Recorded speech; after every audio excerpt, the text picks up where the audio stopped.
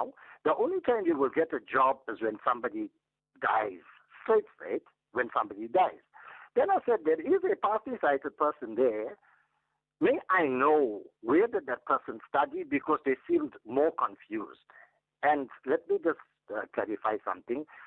B1 is completely blind, B2 is partly sighted, and B3 is semi-blind, right?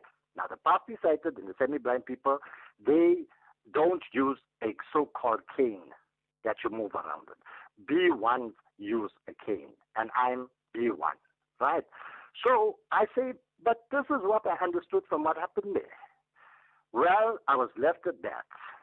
Then I went to ShopRite for a job. The ShopRite said to me, I'll also have to handle money. Then I said, no, that's quite impossible for me to do. But if you got some competent person there, probably I could take the challenge.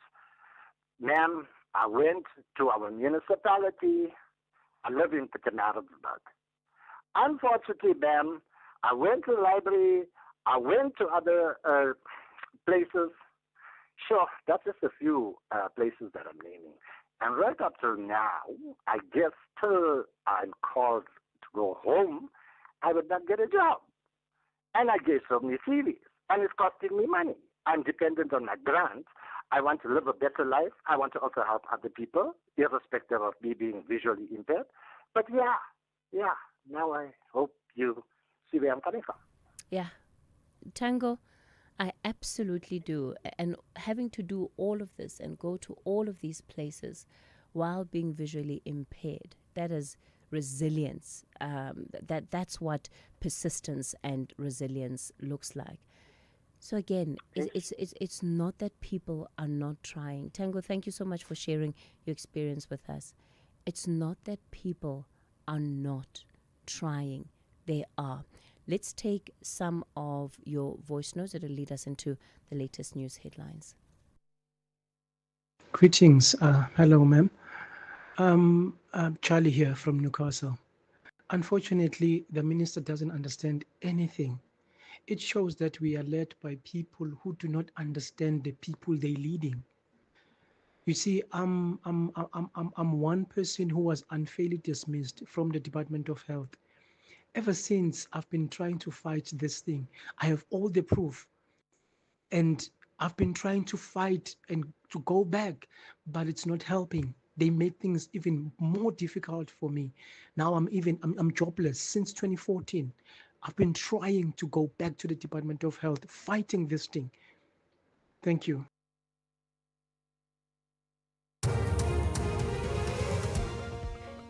Good morning, I'm Anne Musa. In the headlines, a body believed to be that of a woman who drowned in Umsholozi near Mbombela in Mpumalanga has been found. She went missing after attempting to cross an overflowing stream in the area. ANC Secretary General Fikile Mbalula has weighed in on the future of the government of provincial unity in KwaZulu-Natal. The National Freedom Party, the NFP, which has been described as a kingmaker, pulled out of the GPU, subsequently threatening the stability of the multi-party pact in the province. And Venezuela's interim president, Delcy Rodriguez, says she has had a long and productive phone call with President Donald Trump. After the conversation yesterday, President Trump said the U.S. was now getting along very well with Venezuela. I'll have details on these and other stories at 10. If we have rights, shouldn't we also have opinions? SAFM, leading the conversations that move us. Let's have the conversation. WhatsApp voice notes on 0614 104 107.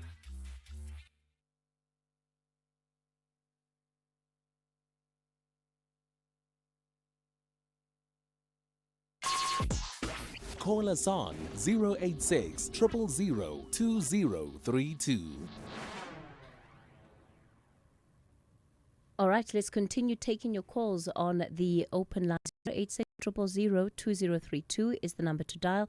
On the WhatsApp voice note line, 0614 104 107.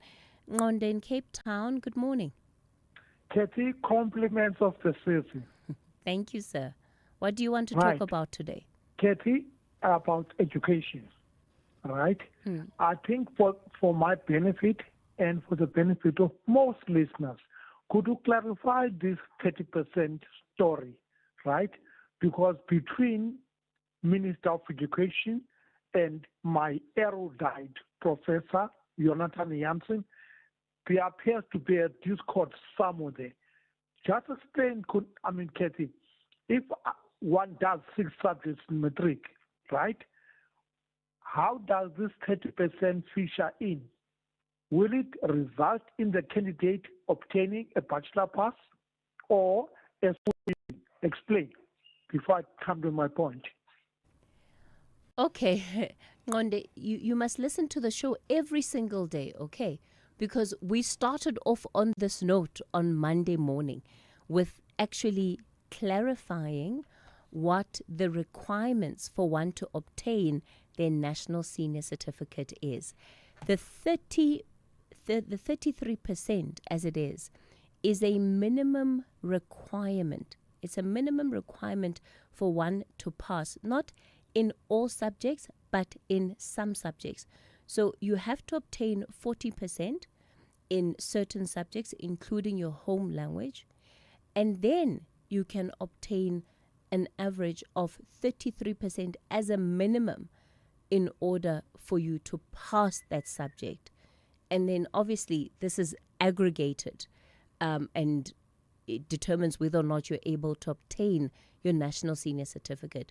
But I think let's also be honest, Ngonde. If you have passed at a bare minimum, it doesn't get you into higher education. All it says is that you have a certificate. So this idea that yes, the benchmark itself at 33% is low in the sense that it could be higher. But if you're aiming for that 33%, you're not going to be able to do much with it anyway. It's not like universities are taking learners that have passed at the minimum. So then, Professor Jonathan Jansen is more right than Vio Kahule. What I'm coming at, Cathy, if what Professor Jonathan Jansen, as early as 95, right? He wrote a paper, which I read, by the way. He said 10 reasons why OBE must fail, right? OBE, which of course was adopted from New Zealand and Norway, I think, right?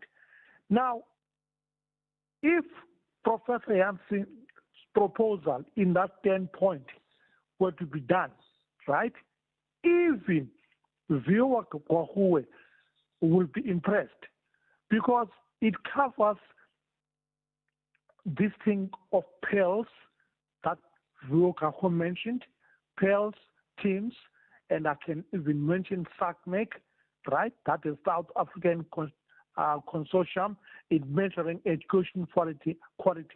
Basically,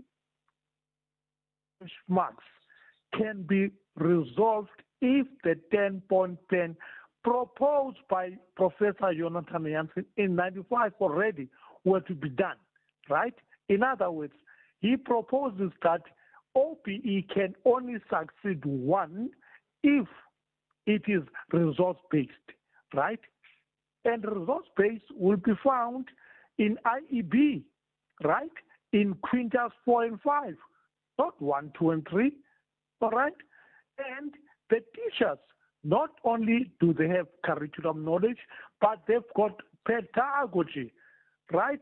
How they present the lesson to the students. Basically, Professor Jonathan Jansen must have a serious talk with Kwahube, right? Because then if she can implement what that professor says, I'm telling you, within the next 3 or 5 years, Kwahube will be the best minister of education that we've had. Okay. keep in touch. Okay, Ngonde, thanks for that contribution. And look, I mean, Professor Jonathan Jansen is, he's a really great academic, and I respect his views incredibly. So I'm not one that's going to disagree with what he says, simply because of the great level of expertise and credibility that he speaks from. But it's also not helpful for us to look at the critique and the feedback in the sense of, this person is wrong, this person is right. Let's work together. Let's work together to find the best solutions that we can for our country. Let's, the position through which we frame it must be one of collaboration and helping each other in helping improve the system so that our country is better for it. Njabulo, you're in Durban. Good morning. Good morning, Cathy. I'm sitting in the car outside gym waiting to speak about this. It's so sad, the fact that the minister is so out of touch with reality. The fact that, we have a right to dream, firstly, and one of their responsibilities as ministers and government is to give people the opportunity to pursue careers that they want to be in. So they have a huge responsibility in that aspect. And for the government to say no, for Mr. Mantashe to say that we should be chasing careers in mining and going to mine underground, those are such exploitative careers that they're forcing us into and channeling us into these. It's so multifaceted, this thing that he speaks of. It's not about laziness. It's not about people. And his excuse to try and correct himself, we don't buy it. The foreigners, first of all, government has to fix that aspect of immigration, our porous borders and the opportunities that are going towards the foreigners. I am in hospitality. One, yes, it is filled with foreigners, and some of them are documented, some of them aren't documented. I won't speak about employers who look to exploit that aspect by not paying certain taxes and certain responsibilities towards government by hiring the foreigners. But the other aspect of it is that we as small business owners are even afraid to post vacancies because of the long queues that you get around our buildings of desperate youth who are looking for employment. You have 3 vacancies and you post it and you have over 500 CVs coming in on email. You've got people calling you who get your number non-stop. That is the desperation. These people are not lazy. There's just a lack of opportunity. There's not enough for all of us. And one of the problems is that they're the ones who are holding on to power and staying there. He's 70 years old. He should have retired and opened up a space for someone who's unemployed and the youth to take that job. But no, there are geriatrics up there in government, in political parties who are out of touch with the realities of what it is to be a young, unemployed South African. I hold a degree, development studies, BA, but I was unable to get a job in what I studied. So I went into hospitality, and it's been good to me. It's afforded me a very good life. And I always tell everybody that I work with in my team that, guys, it might not be what you wanted. In that aspect, you might be right. It might not be what you wanted, but, you treat everything with respect and you work at it and you can make a career out of it. But you know what? Keep dreaming and use it as a stepping stone to finally get to where you were. Sure. Njabulo, thank you for that contribution. And the lack of understanding of a context, of course, is important, because then how are you going to come up with solutions that help to solve the problem in the areas where it is most impactful? And that, I think, is part of the tragedy of these comments, is that when you are then sitting with the Department of Labor and you're having to come up with a plan for how are we going to help these young people, the prism from which you're moving, if that context is not aligned to the reality of the ground, the solution simply won't work. Fred, you're in Polokwane. Cathy, good morning. Morning, Fred. Cathy, I'm even down, extremely down actually, for what to say. I just want to touch base on the one of my Minister Mantashe. Firstly, let's just look at the credential of this particular comrade. He is the NEC member, and he is the NWC member, despite the fact of his position being the minister, which I believe that is where the caucus of the ANC deals with the issues surrounding the communities or the society at large, which unemployment is one among the rest. But for a person who comes with trio positions, being the minister, NWC, NEC member, coming to utter such a reckless statement, it brings you a mist of one questioning to say, where is this kind of a leader, which we regard to be a capable leader, leading the country? We are on our own with the character and leadership of Mantashe's caliber. We are not going anywhere. And therefore, his apology should, under no circumstance, be accepted. This is not the kind of things that we expect from the leaders who actually taken an oath to lead and do as per the needs and expectation of citizens. Under no circumstance will ever come all right with this kind of leadership. So I can rest assure you, Cathy, with my utterance, Minister Mantashe is a good example of the useless things that we don't want in the country. And I will repeat it. We don't want this kind of leadership under any circumstance. Thank you so much. Sure. Very strong remarks there from Fred in Polokwane. Janusz, you're in Cape Town. Good morning, Janusz. Hi, good morning, Cathy. All the best in your season for you, your family, of course, and the listeners and the crew. Cathy, before I will go to my main point, how can we save the water, Mr. Mantashe mentioned that the job is taken by the people from outside. I'm on the building site for nearly 50 years, in South Africa for 40 years. And I'm observing and even employing some people, even from Zimbabwe as well. Of course, legal Zimbabweans. But I can see the difference of the quality of work. That's why I'm trying to get our guys. And after 2-3 months, I had to get rid of them because they don't perform. Many of these Zimbabweans are because more ambitious. They're trying their best. Our guys, they kind of hang on the cell phone for a long time, pretending they are working.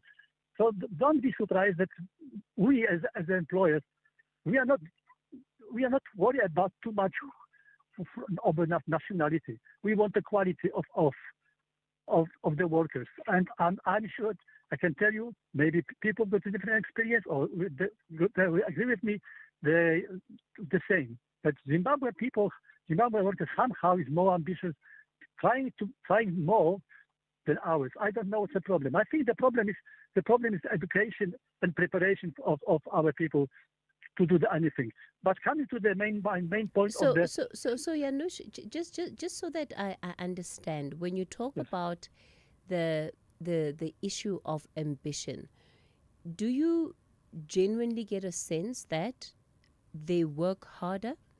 Or is it a case that you are able to get them to do more without complaints around how that is not linked to the conversations or even their remuneration? So that they're willing to take on more work for less pay?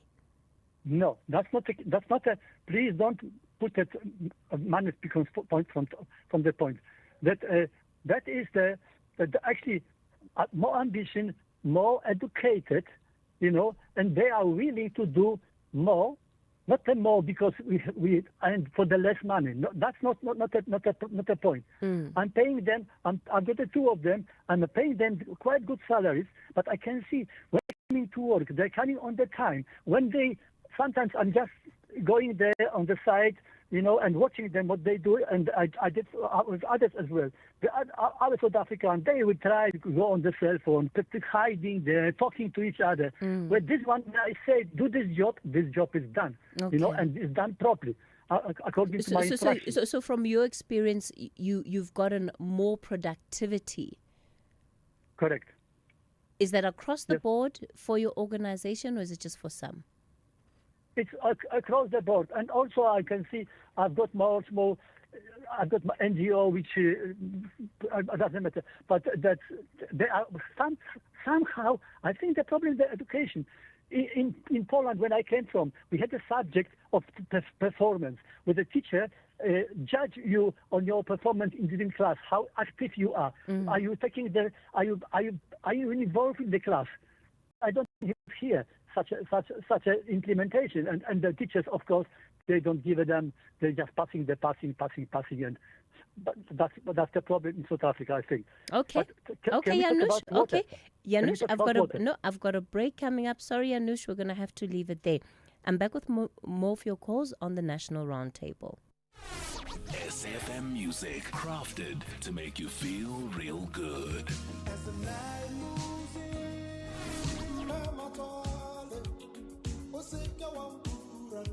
Handpicked just for your pleasure.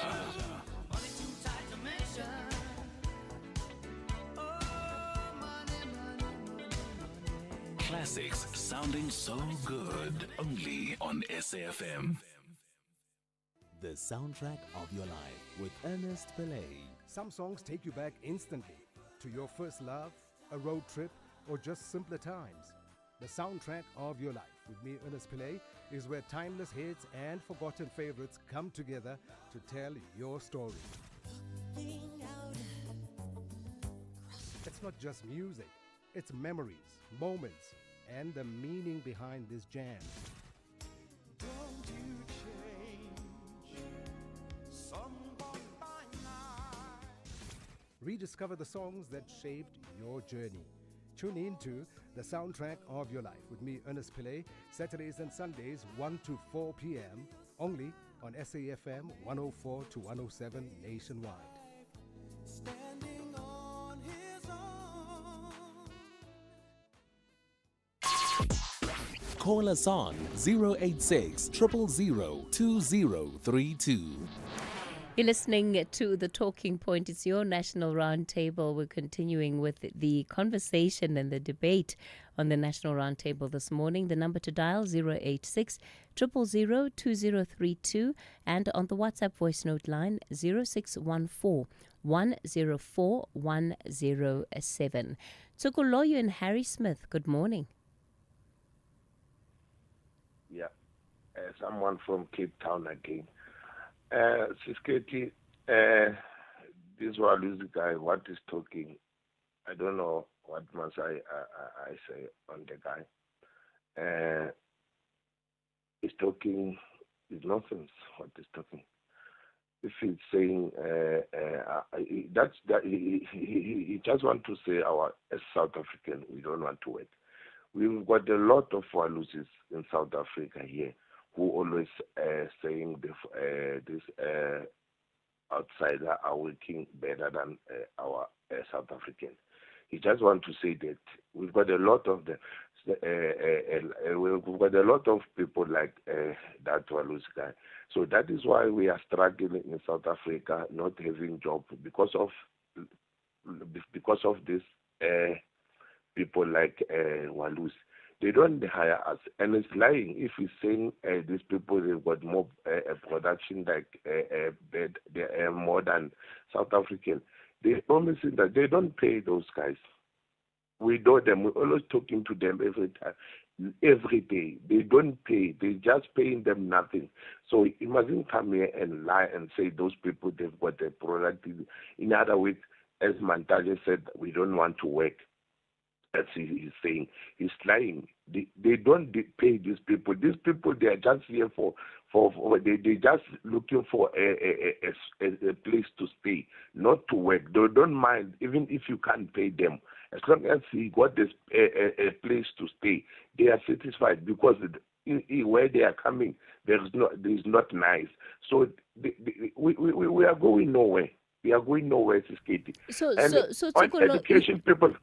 So Tsokolo, you don't think he's telling the truth when he says that he pays all his employees decent salaries? He's lying. He's lying, Katie. I'm saying we are talking to these people each and every day. They even scared to talk because they know they don't have place. They don't have places. These people, they are here just to stay, Katie, not to get money. Even if you can get them. They're gonna do everything for you, for nothing, for mahala, because of their here. They don't. That guy is lying. He's lying. This kid, you can go everywhere in Durban, in Joburg. These people, they are just here for places, not money. So he mustn't come and tell lies and tell the people lies, then say we don't have a product. And that is why, most of the companies now, they are just hiring those outsiders because of they pay them less. As South African, we fight for our rights. That is why they don't want to hire us anymore. It's lying, Sis Katie. And on education, I want to see the education system, if it can change. The white people, if they can do the subject with Sesotho, as we do the other language with English. Because now, every year, I don't even. Okay, we are happy. Some of our blacks are got the right result, but most of the people who are having a nice, good result are white. So I want to see the education system. If someone can come and say, now we change and we want the subject to be like in Sesotho, as South blacks we were Tsokolo, what do you mean when you say that most of the good results come from white people? Just explain that to me. I'm saying because if you can check Sis Katie, like the guy who I helped yesterday from Cape Town too, he was happy and saying someone's got 11 distinction. If yes. I can ask, it's a black or white? Tsokolo, I don't know if you've been seeing the reporting on some of these matriculants that have done well. You will see that it is across the board. It is incredibly diverse.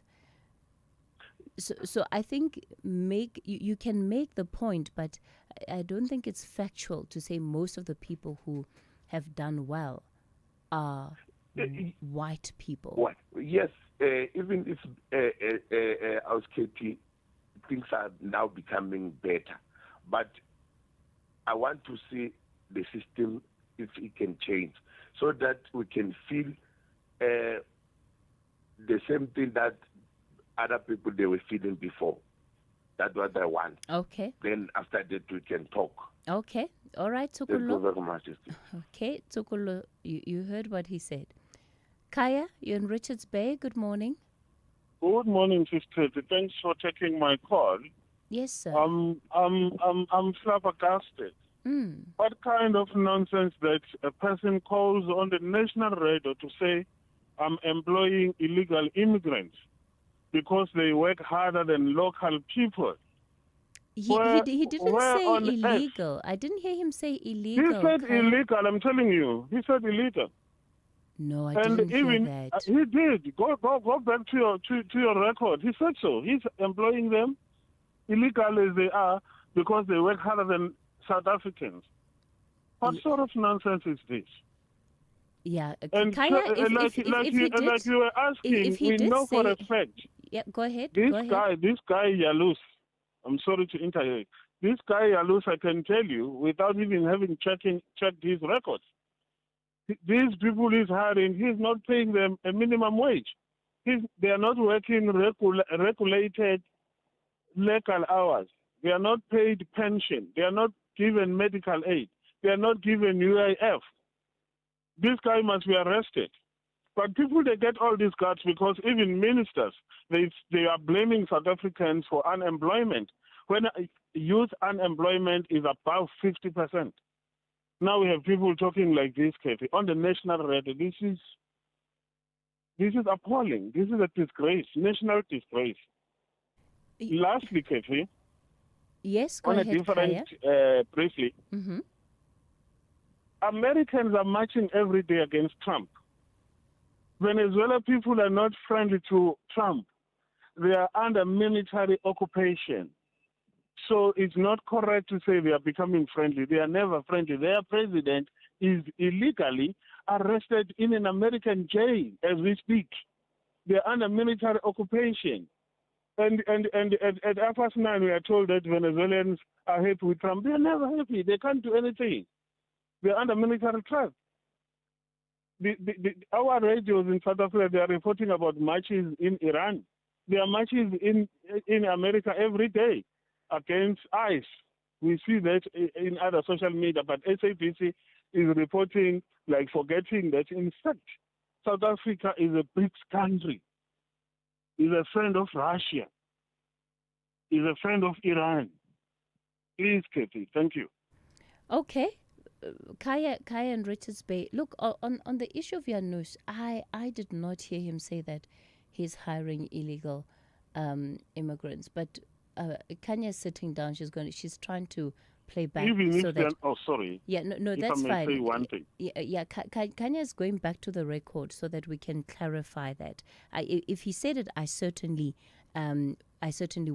missed it, because that's not something that we can endorse at all. But I think it's also important to hear his view as somebody who's a businessman in construction and is always looking for people to do work, because that is something that we can take as feedback and unpack in the same way that we're doing. Whether we agree or disagree, it is insight that is useful, and insight that also helps in terms of shaping our own perspectives about why it is that South Africans may be disadvantaged when it comes to what is happening in the marketplace. But I agree with what you are saying, that all of these narratives, what they do is that they seek to blame South Africans for the unemployment crisis that we are in. And that's where the problem is, because we as South Africans do not make decisions about policies. We are not the drivers of this economy. The government is sitting with those decisions. And so instead of taking accountability and responsibility and implementing policies that will have different outcomes, it's easier to get the guys on the ground, get the gardeners to fight each other, get the domestic workers to fight each other, get everybody to fight each other about why I have a job and why you don't. But the problem is we're not dealing with the issue and the problem where it lies, which is the fact that the state of our economy is simply not creating capacity to employ enough South Africans. It's 10 o'clock, time for the latest news.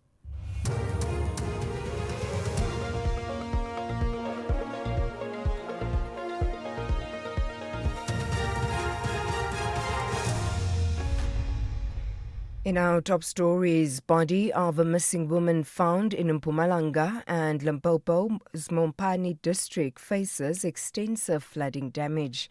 Good morning.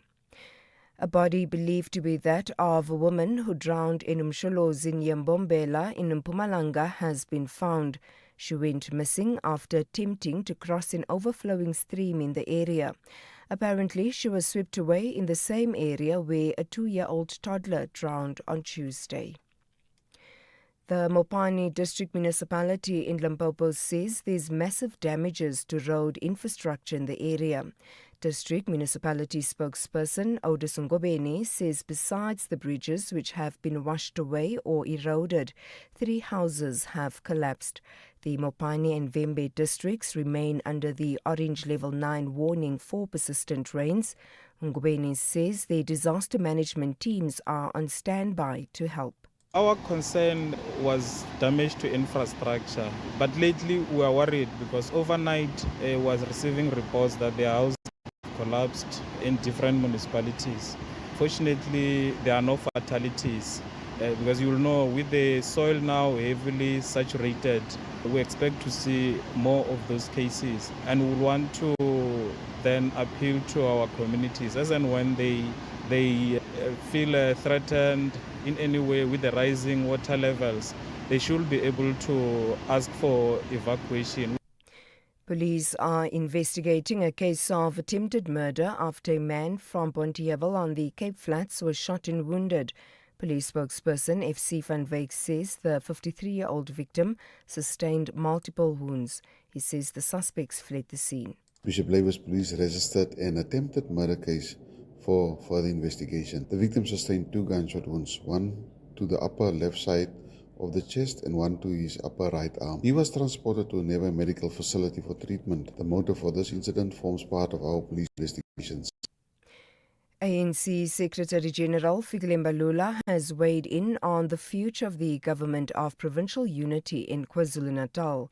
The National Freedom Party, the NFP, which has been described as a kingmaker, pulled out of the GPU, subsequently threatening the stability of the multi-party pact in the province. Mbalula says the ANC in the province is working hard to address the future of the GPU. He took a jab at the MK party, which previously brought a motion of no confidence in the KwaZulu-Natal Premier, Tamin Tuli. But we believe that that government will be in a position to weather the storm because it is stable. The problem is that the people who were supposed to lead governance in KZN were not ready, and they are not stable among themselves, and they want to bring that stability to governance. They change leadership every weekend, and how do you take such a party, which of course it has got the majority, but how do you take that into governance? What are you going to see there? They fight about resources among themselves, and all of that. Agricultural economist Tabile Nkunjana says South Africa has to make some adjustments following the approval of the African Growth and Opportunity Act extension bill by the U.S. House of Representatives. The draft legislation, which would extend AGOA until December 2028, still needs the U.S. Senate and presidential approval. Nkunjana is a senior agricultural economist with the National Agricultural Marketing Council. Specifically for South Africa, there might be some sort of adjustments for South Africa being part of it, given the fact that, part of the, eligibility of countries within the AGOA is that countries need to align with the U.S., interest as one of them, and of course the human rights, that the U.S. has brought up as far as the Afrikaners is concerned. So those are some of the fundamental issues that for South Africa specifically we need to look at. But generally the AGOA, even from the Senate, I can see it, going forward being approved. But for South Africa it remains quite sticky for now. Recapping the top story, a body believed to be that of a woman who drowned in Umsholozi near Mbombela in Mpumalanga has been found. She went missing after attempting to cross an overflowing stream in the area. For SAFM News, I am Anne Musa. SAFM 104 to 107 nationwide.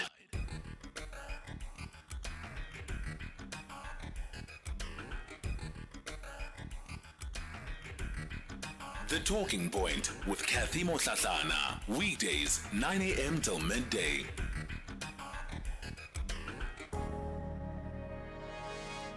You're listening to the second hour of the Talking Point. Welcome to the show as we continue to lead our conversations that move us. Coming up in this hour, we're going to be getting into our first Municipal Watch segment for 2026. And we'll start it just with a broad overview, looking at accountability and oversight at a local government level and why it is that it's so difficult to effect accountability. Why is it so difficult to have meaningful oversight? And what is it that we as the electorate need to be learning? What are the processes that we need to be understanding to better equip ourselves so that where the system is not working for us, we are able to take some steps, if nothing else, to foster an environment of greater accountability. People must know that they can't steal and just get away with it and expect to, live their lives as if they have not stolen. They must know that when they steal, they will be held accountable. And even though the criminal justice system might not hold them accountable in ways that we would want to see, they must know that they will be told about the things that they have done wrong. They will be reminded of the things that they have done wrong. I think about what we heard at the Madlanka Commission of Inquiry with those witnesses. Hey, a witness like Dr. Imogen Mashazi, surely people like that deserve to know what the consequences of the misuse of funds is. And let that rest on their conscience, right? Let that rest on their conscience, knowing that they have facilitated the destruction of systems that are supposed to provide services to the most vulnerable in society. So yes, it's fine. You might be driving your Lamborghini, you might be living in, your fancy estate, but it must rest on your conscience what the true cost of that is.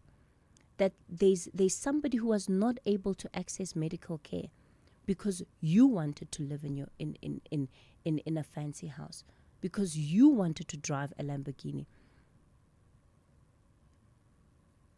Melanie Holeni will be joining us for that conversation alongside some of the other guests that we have lined up. Before we get to it, your WhatsApp voice notes. Let's have the conversation. WhatsApp voice notes on 0614 104 107.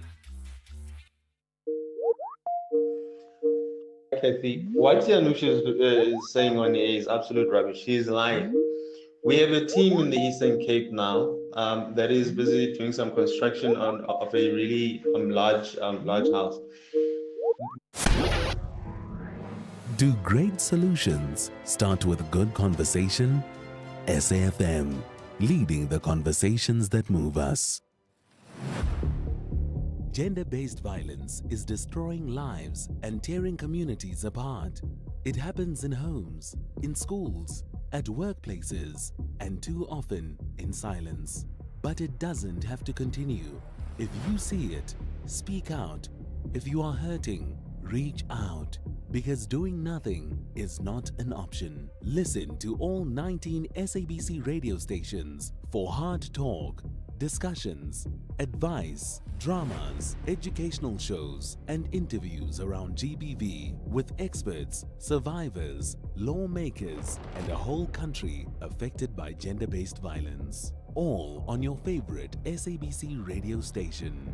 Call 0800 428 428 to report abuse or get help. GBV, it ends with you. This message is brought to you by the SABC. SAFM has signed a code of conduct that is enforced by the Broadcasting Complaints Commission of South Africa. Under the code, we are committed to giving news that is accurate, comment that is fair, and programming that is not harmful, does not amount to hate speech, or contain violence or explicit sex. If you think we are not living up to that code, then you can inform the Broadcasting Complaints Commission of South Africa. Direct any complaints in writing to the Broadcasting Complaints Commission of South Africa. PO Box 142365. Craig Hall 2024. Fax to 011-326-3198 or an email to bccsa@nabsa.co.za. For more information, please visit www.bccsa.co.za.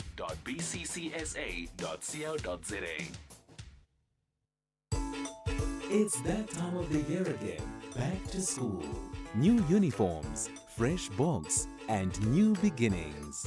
As learners return to the classroom, let's encourage them to dream big, work hard, and stay focused.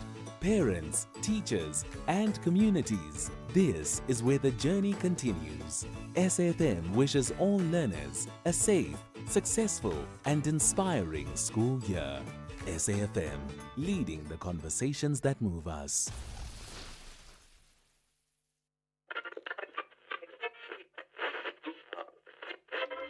For 90 years, one voice has informed, challenged, and connected a nation. SAFM, South Africa's national English public radio station.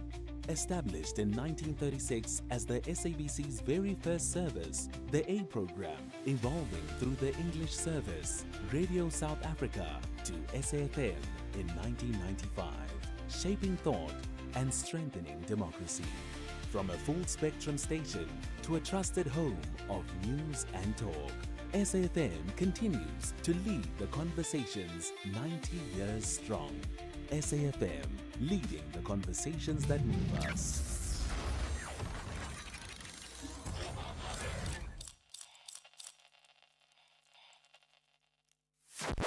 The National Pulse, weekdays 3 to 6 p.m. What would you like to change then, very quickly, in one line? What I'm saying to you, that it cannot be about everyone who lives in it. Am I right in saying, if we say, according to you interpretation, South Africa does not belong to everyone who lives in it? I think that is a fact. That is a fact for me. I wouldn't know how to put it in a better way, but really, that's something that we need to be considering, which will then help our public service. Limpopo Premier Dr. Poppy Ramatuba, lots to consider. South Africa does not belong to everyone who lives in it. The Premier agrees with that. Ashraf Gada on SAFM. Municipal Watch, bringing your local issues on the national agenda. SAFM, leading the conversations that move us. All right, we continue the conversation on the talking point. Let me apologize for those WhatsApp voice notes. Yeah, we had a technical issue, so unfortunately we couldn't bring you many of them. We will try to play them throughout the rest of the show. We just need to continue with the show so that we don't take too much time problem solving, but we do apologize for that. So in studio with me is Cathy Mohlahlana. You know that he's become our consultant on matters of local government, him and other voices that we'll be bringing onto the show within this hour.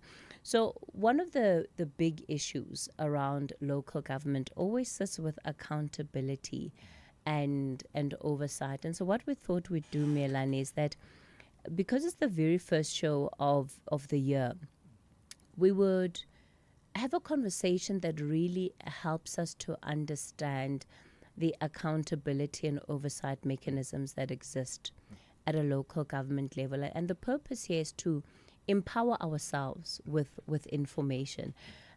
Because when you have put your hope and trust in a system, but the system in and of itself is failing you. So those that you expect to play the part of holding others accountable simply are not doing that in ways that is effective or even impactful, that has meaning, in that it brings about different results, then we as citizens and as the electorate have to start thinking differently about how we become the solution to some of these problems, because ultimately the power does sit with us. Yes, we only vote every 5 years, but it doesn't mean that in between we are absolutely hamstrung, that there's absolutely nothing we can do.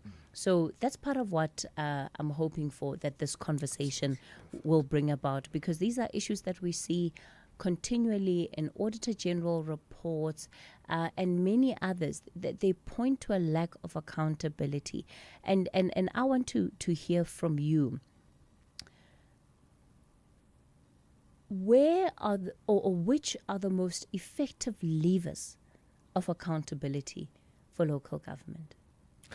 Good morning, Cathy, and I suppose because we're seeing each other for the first time, we'll do the Happy New Year's and I'm get so them out of the rude. way. I'm so rude. Compliments of the new year, and Melanie. compliments to everyone who listens to this show.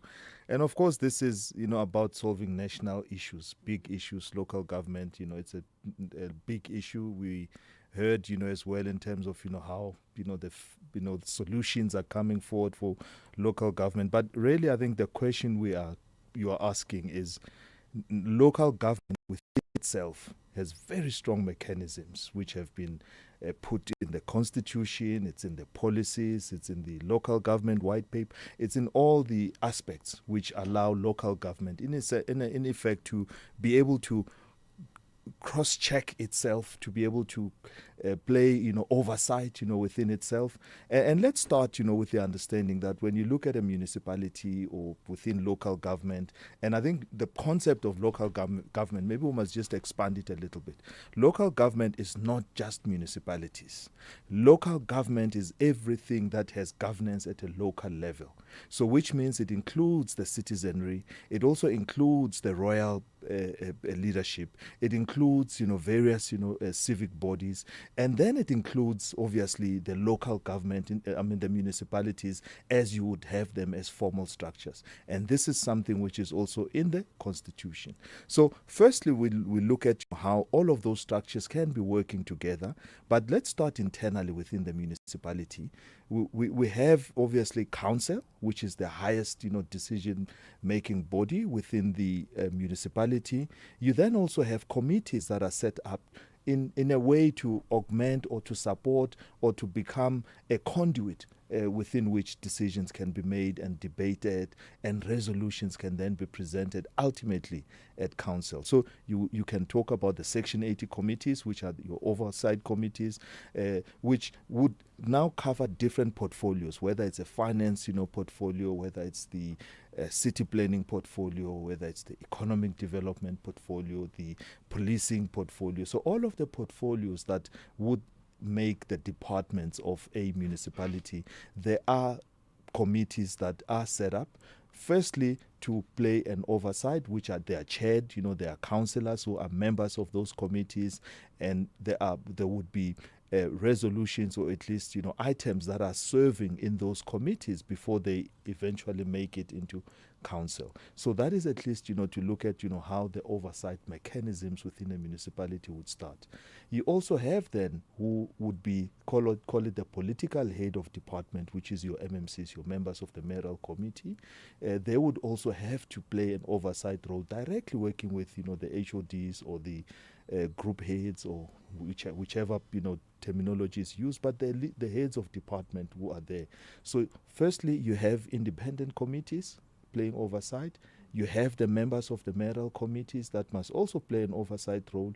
Then you have the mayoral committee, which must sit every so often to consider all the range and different items from the different subcommittees, the different departments, to literally debate on them and make sure that those items are congruent with what the municipality must achieve.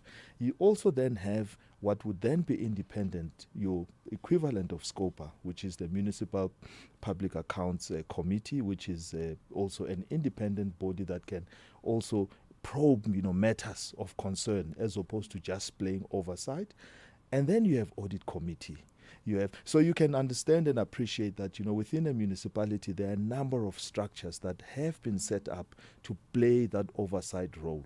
So by the time it breaks out into the AG is here, there ought to have been a number of gates that items or decisions or resolutions are taken through until a point where it breaks out into the outside of the municipality.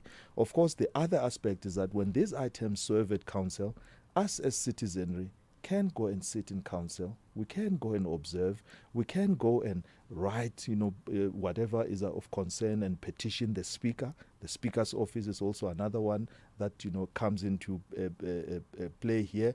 There's also the whippery, so there are a lot of different structures within a municipality. So if we talk governance within a municipality, we are talking about from the departments, from the Section 80 committees, into the municipal, into the mayoral committee, into council, into your MPECs. So the checks and balance into the audit committees. So the checks and balances within municipalities, really, we should not be having a situation where things are a surprise when they hit the media, or things are a surprise when they are discovered by other independent bodies such as the Auditor General. But the issue here is, why are those committees not able to catch the issues, not able to correct the issues, not able to at least, set the right course, and so on and so forth? I think that then it goes to accountability. There is an accountability framework that must be followed, that each one must be able to at least subject themselves to that accountability. Before we get into the accountability framework, with all the layers and levers that have been put in place, what it then suggests is, when something has gone wrong, it has gone wrong either through complicity, or that somebody somewhere has not done what they were supposed to do. Explain part of what we are seeing at within municipalities, because the dysfunction, right, for those municipalities that do have challenges, the dysfunction is across the board. But yet there are these committees that are supposed to be sitting, that are supposed to be doing work. So that means that there are opportunities, there are steps that give opportunity to say, is this the right direction? Is this the wrong direction? Are we doing the right thing? Are we not doing the right thing?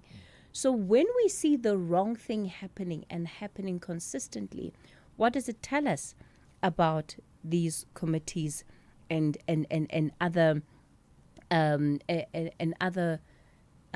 these are not organizations, but groupings that exist within a municipality that are supposed to improve the functioning of the municipality? Well, I think the two matters that you advance in terms of, one, perhaps people are not doing the right things, or they don't know what the right things are, of which it should never be an excuse, because most of the people, or everyone who is within a municipality, gets, at least, a brief. If you're a councillor, you are trained, this is how, this department works, this is how the structures of council work. And if you're an official, you are qualified to be in that position, or you should be qualified, or you have to be qualified to be in that particular position. So the issue that we have here is that, let's take away the fact that there are mistakes that can be made. That, we must just write it in, that there could be mistakes that are made, of which then mistakes should be corrected. I think that we can put to one side. Number two, the issue of people not holding, or at least various structures not holding each other accountable. That is, I think, another factor which tends to be a bigger factor, where it almost goes now into complicity, if we may put it in those terms. It's perhaps, so-and-so has, done whatever the case may be. It was required for X, Y, Z. We're not going to take it all the way, in terms of, hauling this, particular individual or set of individuals, over the coals because of whatever the reasons that may be. And I think that is what, in a way, most of us as the public, and you can bring the best consultant, for instance, you can diagnose, all of those things, but there are personalities.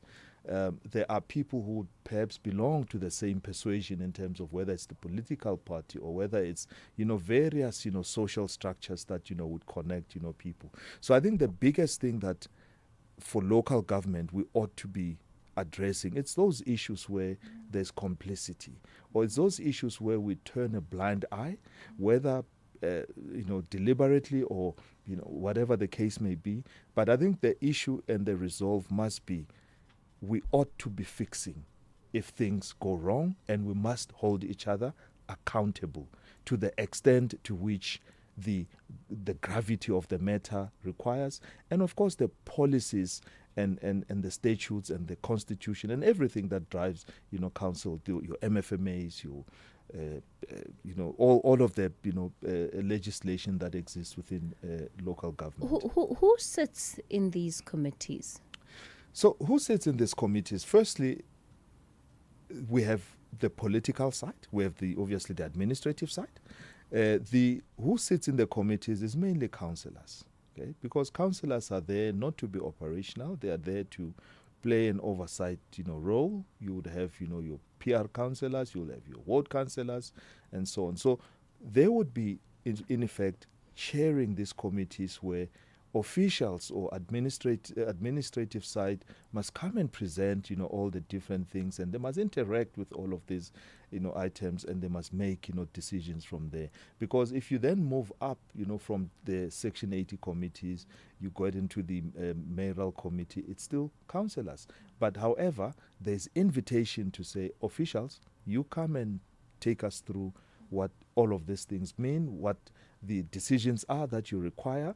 And obviously, those are moments of accountability to then come back and say, what are the repercussions? What is the impact? What is the cost? And so on. So then the areas of collusion that we need to understand better come in where, for example, you have councillors of a particular political party sitting in these committee structures, and then you also have representatives, officials within a municipality that are also from the same party or that are serving the same interests, right? Because I think how you phrase it is good, especially given the fact that we are in a dispensation of coalition governance. So people might not belong to the same party, but certainly may be pushing the same interest. And so if there isn't honesty in how both entities, whether the officials, whether the councillors, are doing their work, then they are likely to pass off certain matters simply because there's a common end goal that both are looking for. Absolutely. And I think we must also then add to what you've just said, that in those committees, they are multi-party. There will be councillors from different, parties, which I think is something that, is good, because each one of the councillors are there because of their own manifesto in a way. And hopefully that manifesto is aligned to what the citizenry requires or needs or desires to see happening. So the issue about, collusion is the fact that often there's a great thing that must be done. It's in the IDP, it's in the SDBIP. It must be delivered, in this particular year, financial year. However, all of us agree that we must build a bridge. Perhaps, where we may start, differing is, Cathy, is it your person that must do this, or is it that one's person, or is it, I'm just talking now in a very loose, fashion, which I'm sure I'll invite a lot of calls, coming up. Mohlahlana, I'm going to ask you to pause it there, and I want you to continue with that example because it is a real life example of the experiences and the realities that are happening at local government level. So I don't want you to abandon that example. I want you to stay with it and stay with that honesty as well. Otherwise, we're not going to invite you back. It's 10:30. Time for the latest news headlines. Thank you, Cathy. On the news headlines on SAFM, I'm Onda Lambana, and a very good morning. A body believed to be that of a 45-year-old woman who drowned in Msholozi near Mbombela in Mpumalanga has been found.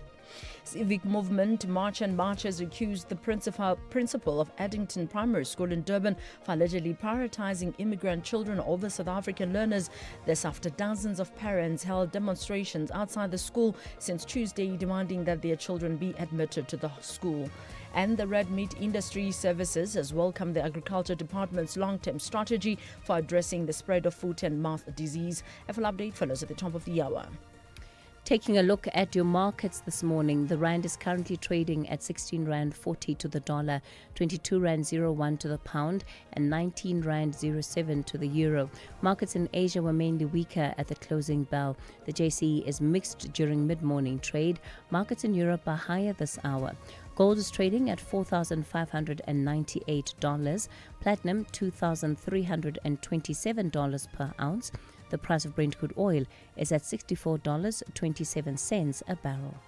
I don't love school. I don't love trying to learn like everyone else learns and falling behind when I don't understand. But I do love learning. I do love working to my own schedule and getting the support when I need extra help. I do love UCT Online High School because I do love my future. Apply online before the 19th of January. Yo, we are live. I'm Mandla Gaduga. Join us on the Next Level telenovela on a new era of SABC2.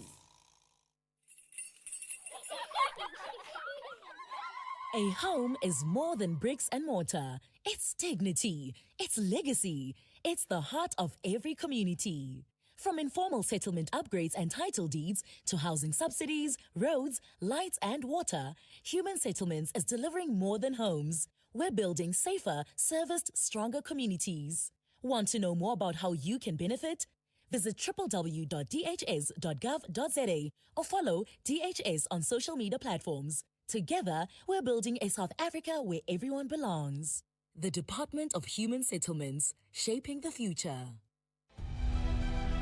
Municipal Watch. Bring your local issues on the national agenda. SAFM, leading the conversations that move us.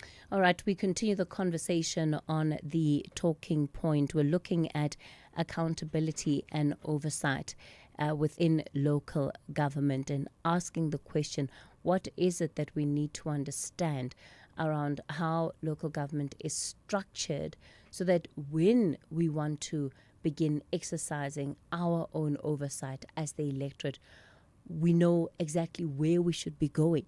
And we understand when things have gone wrong, we have an understanding of what it is that would have needed to go wrong for things to be the way they are. Because sometimes it's easy to blame, let's say, the mayor for something that has gone wrong. But whatever the mayor is implementing is not of his own accord. There are others in the system who would have had opportunity to do something different, right? But they don't do that. And so those people must equally be held accountable, because you have people that stay in the system for years who are enablers. And that's why the corruption continues, regardless of who the mayor or the municipal manager might be, because those that are part of the system are entrenched and they're holding on to it, and they've put whatever they need to be in place to remain that way. And nobody actually challenges the fact that they're these frameworks that enable the corruption to happen on an ongoing basis. Mohlahlana Holeni is Chief Group Advisor at Ndiso Consulting, and he's our guest this morning, helping us unpack and understand some of these structures within a local government a framework. So Mohlahlana, you are telling us about the committees and helping us understand the role that these committees play. And the question that I was asking was around collusion, to say that if the officials have to come and account before the committees, but you have individuals within these structures that are both pursuing a common interest, then help us understand how that in and of itself can become problematic. And you gave the example of a bridge, and I want you to pick up on that example.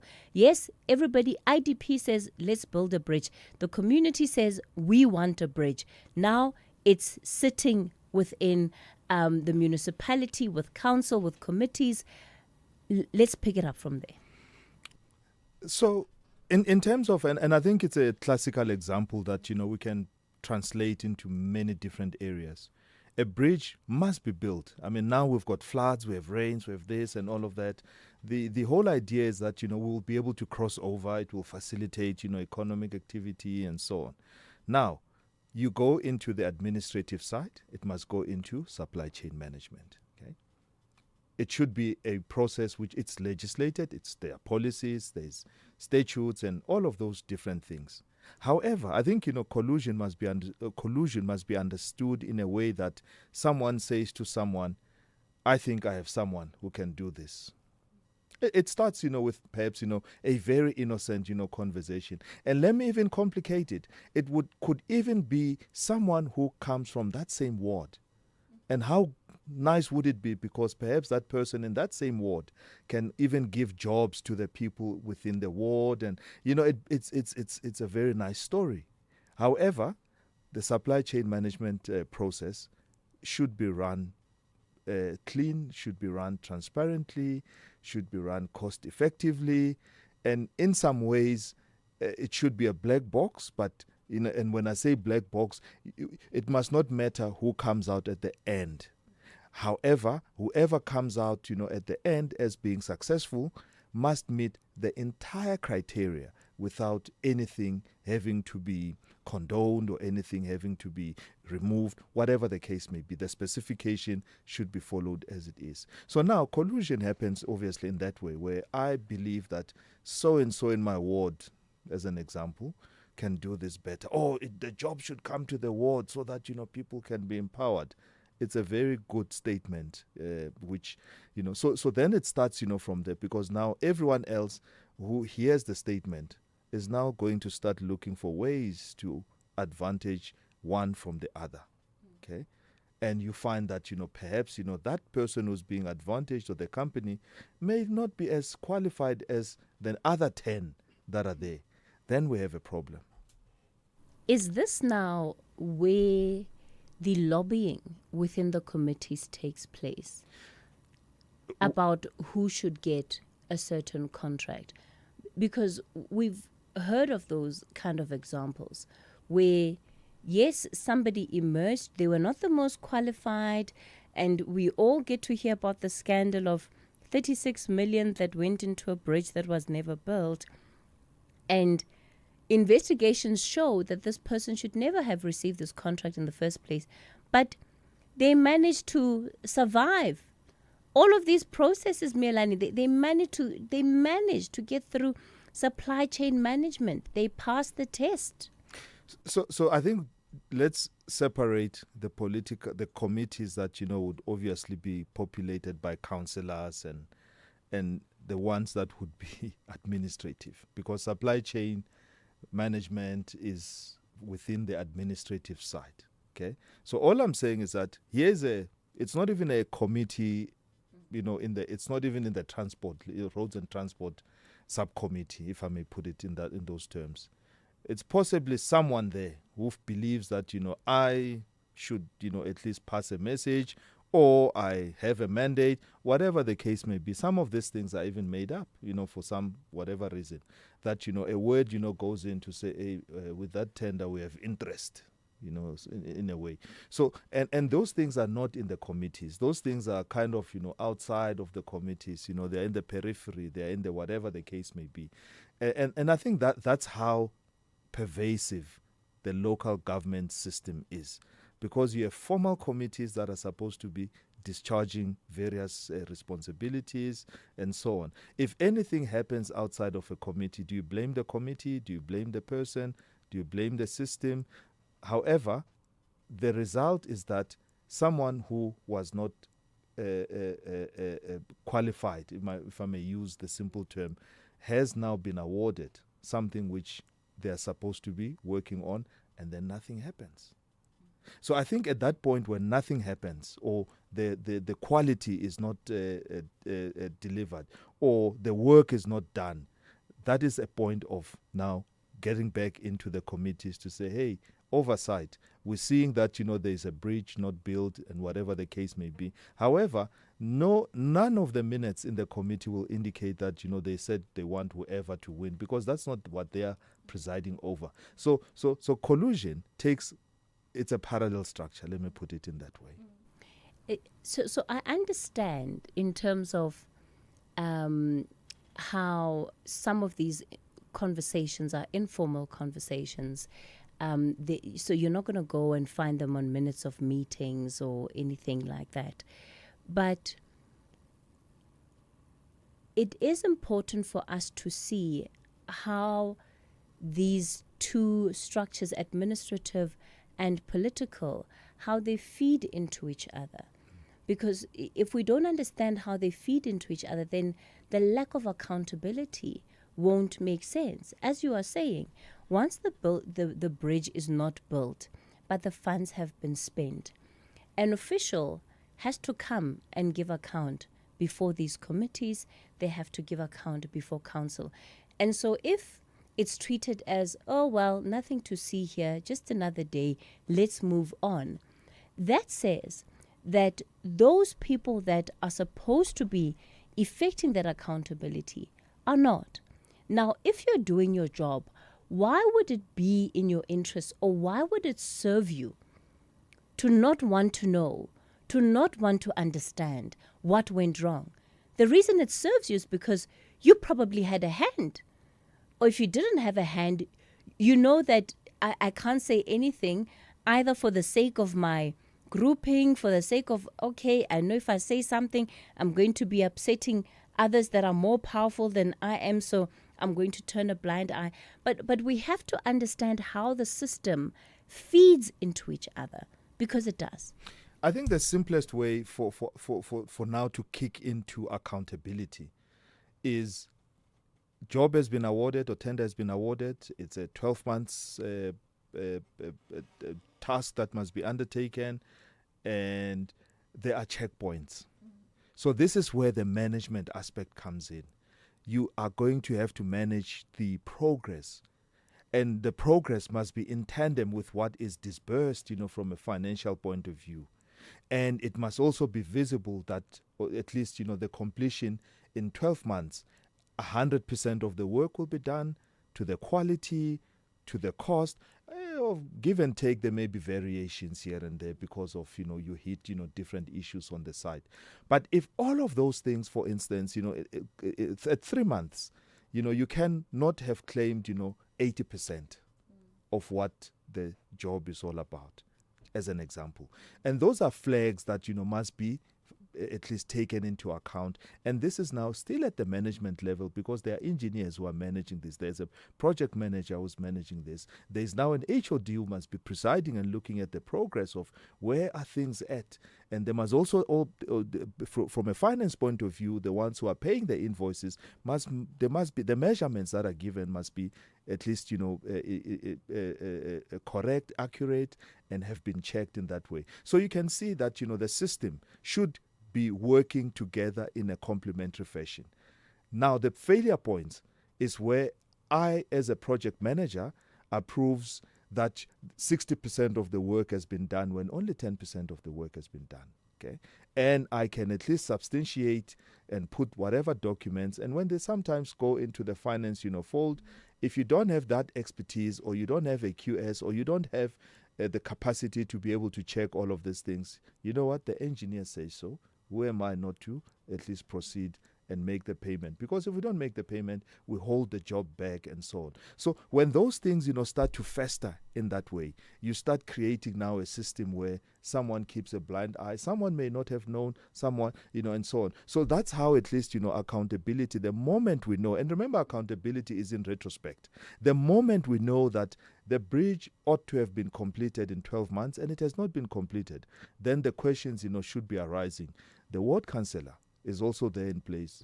The bridge is not completed. We said it's going to be whatever, this is the period. Now it must go into the ward council committees. It must go into now the subcommittees. That is how accountability.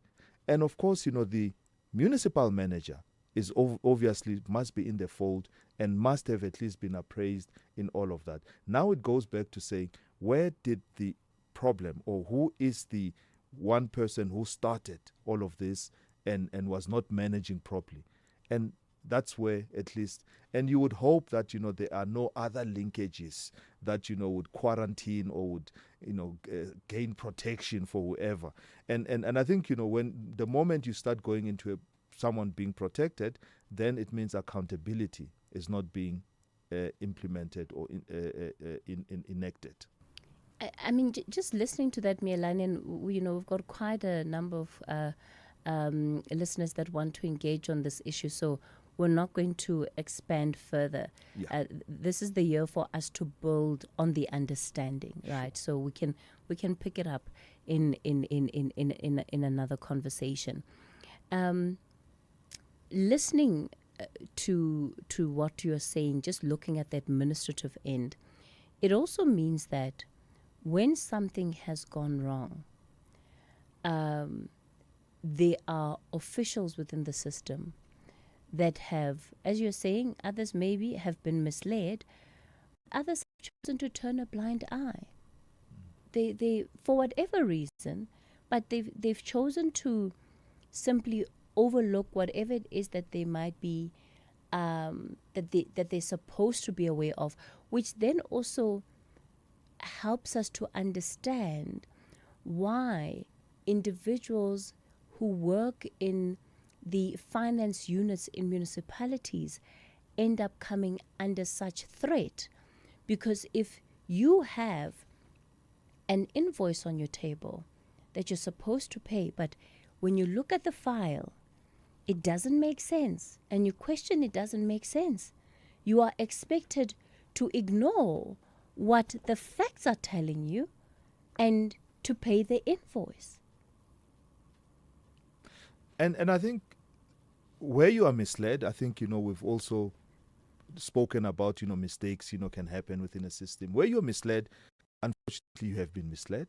However, also, as that person who is sitting with those documents which are not making sense, then kicks in the issue of saying, I'm going to escalate this because I possibly maybe report to a manager in terms of, treasury or expenditure, or I'm going to escalate this to the CFO, or I'm going to escalate this to eventually to the municipal manager. So each one of us have that responsibility to be able to escalate whatever issues that are not congruent with what we're supposed to be delivering or undertaking or implementing.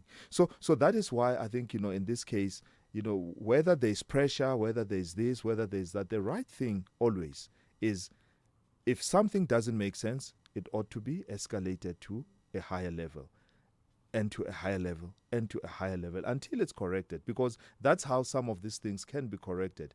And well, one would only hope and sincerely believe that perhaps it was a mistake. Let's understand it was a mistake. It's corrected. It's done. If it was not a mistake, it still needs to be corrected in that way, because then it's an accountability statement that says, I as an engineer, this is what I am supposed to do. If there is this issue, I need to report this issue 100% accurately and clearly, and if things have not happened the way that they should happen, I should take the steps that I have been given to correct the issue, and if it flows over to the next department and so on. So accountability in this case is, now we are pinpointing it to that individual. So we can talk about committees, we can talk about all of these structures, but remember, those structures are made up of people. They are made up of some people who are skilled. They are made up of people who have experience. They are made up of people who have been, if not, they have at least the power to ask, or at least the wherewithal to ask, the right questions to be able to get to the bottom of what the situation is and be able to discharge a decision or a resolution or send back the matter for consideration. So I think the issue of accountability, when we now take it out, into the open, it's an individual stance that one takes because of the responsibilities that they've been given, the expertise that they have, the qualifications that they have, the position that they have within an institution, and in this case, within the municipality. All right. So some of your contributions this morning, I see some of you asking us, you feel like we've started the conversation a step ahead, that we need to go back to the beginning of services. Planning starts at IDP, and how projects find themselves on the IDP, public participation budgets. Look, I thought that those are matters that maybe most of us, at least who've been engaged on this particular segment, have an understanding of how it works. But I'm happy for us to do that this year, because it is so relevant with an election that's coming up. So we certainly take that feedback. Somebody else says, Cathy, you also have Section 79, which is convened by MMCs and senior municipal Section 56 managers. I don't know if you want to talk about that before I bring in our callers. Yeah. I think, thank you so much for that, because it's important to also name what we're talking about.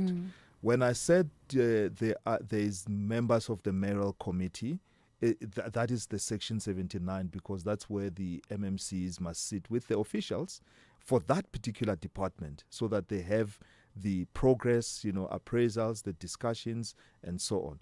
The Section 80, in this case, is more the councillors that can also invite as well the officials, which is the Section 56, and the Section 56 would be your term, if you want, employees, which is your CFOs or your municipal managers, because they have a defined fixed term that is, and Section 57 as well.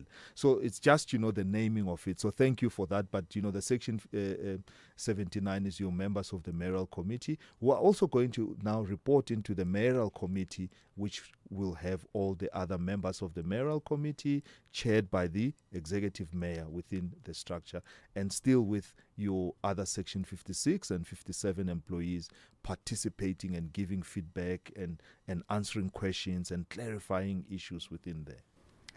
Let me go to Enedale. Mboneni, good morning to you. Very good morning. And thanks for taking my call, and good morning once more to FFM listeners. Yes, sir. And I'm coming to the show not to challenge your guest, but I also want to outline something that is happening in the community or ward when we have such projects like building classes or school itself or clinics. So what is happening there with the committee in terms of selection, which of course most that they want to be entrepreneur, they are not sure what to do with your company. Firstly, you got a CK from a CIPC, therefore you also generate a BE certificate, therefore you go to SARS and also opening your bank account and also register a company on a CSD. You also go for COIDA, and then you go for CIDB. So most of the companies in the community, Cathy, with your guest there, is the fact that they don't have all those things that I've mentioned. Somebody's having a CK, and then he went further on to do business card. He said, I've got a company that doesn't have a bank account, a company that doesn't having a BE certificate, and all those sort of things. That's where the problem, when there's a fight, is because we do have people that have been shortlisted with a CK, and during the process, they will be told to go and open the bank account and all. No experience, no CIDB, because the criteria state clearly if you are building a class. Companies that they should be there is either you are in grade 1 or grade 2. And normally now, what I can tell you in this country now is the fact that, and if you recall on the Sunday Times, 2 billion that were meant to build schools. Schools are unfinished, and the SGBs, all these senior people, they were involved to the contractor to take money, and the contractor end up not finishing the scope of work because of those greediness that is happening in the community. So guess I will say, criteria is just clear to say, have your CK, have your CSD, have your COIDA, have your CIDB, if possible, if you have an NHRBRC certificate. So those are the fundamental key. But in our community, it is not happening. That is where the corruption within the municipalities are happening. I'll also give you an example about storm drainage. Okay, very briefly, please, Mboneni. Sorry? Very briefly, there are other callers I want to put up. Okay, thank you. So all in all, to your guest, I want to ask a question.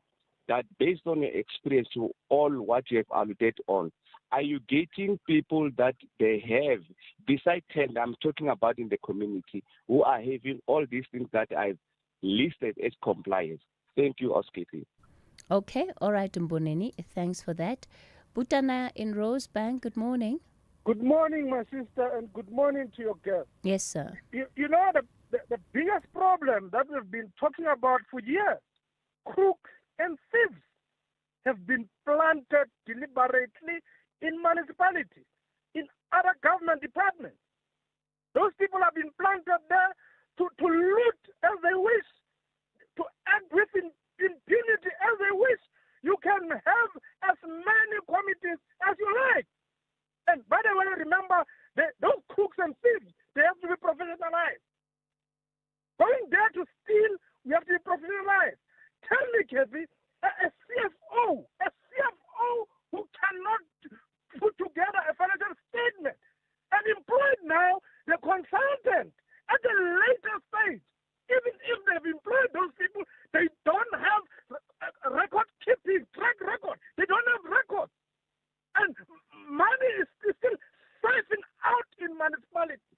We have to be honest. We have to be truthful. Say the crooks that are there in Kurilani, crooks that are there, they must be removed. Hopefully, Mazanga will help us. But this talk show, they are not getting us anywhere. Thieving is happening rampantly in municipalities.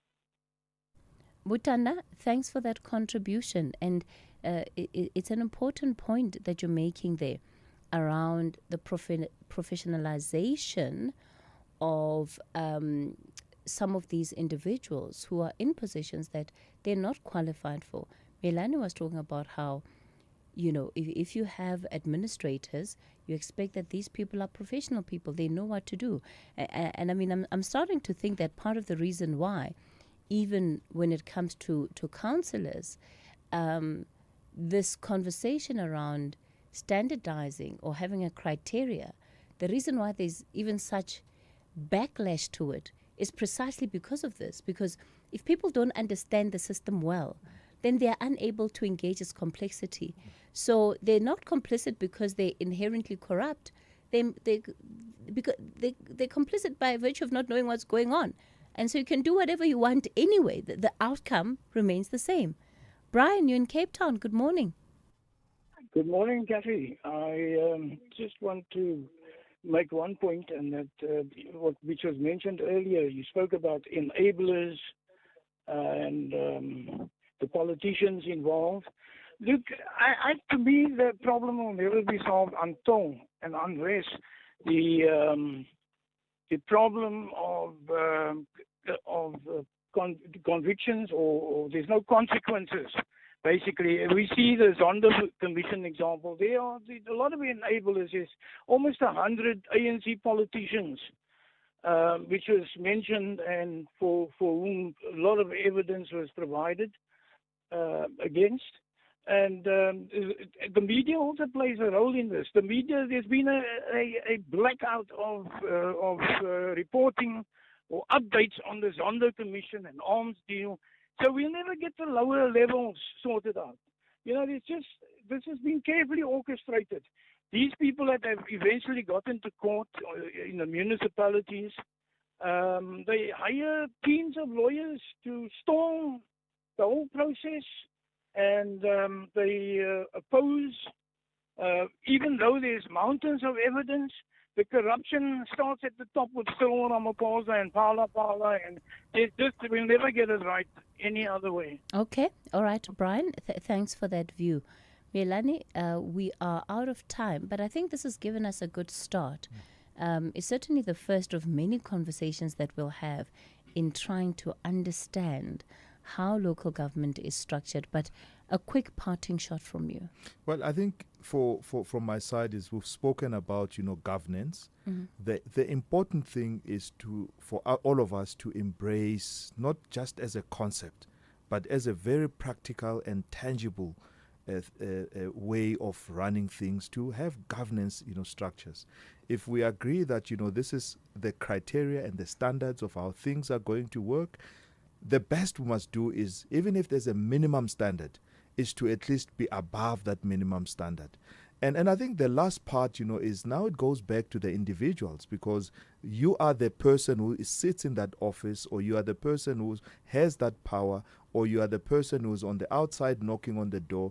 Now there's also something, perhaps, the conscious, or at least, something that says, is this right? Is this wrong? Should I be doing this or agreeing to this, or should I vehemently disagree because this is the standard that I'm being held to? And I think that is what, in the nutshell, if we talk governance and to take out, the issue of collusion, to take out, all these things that, end up, where we have to account.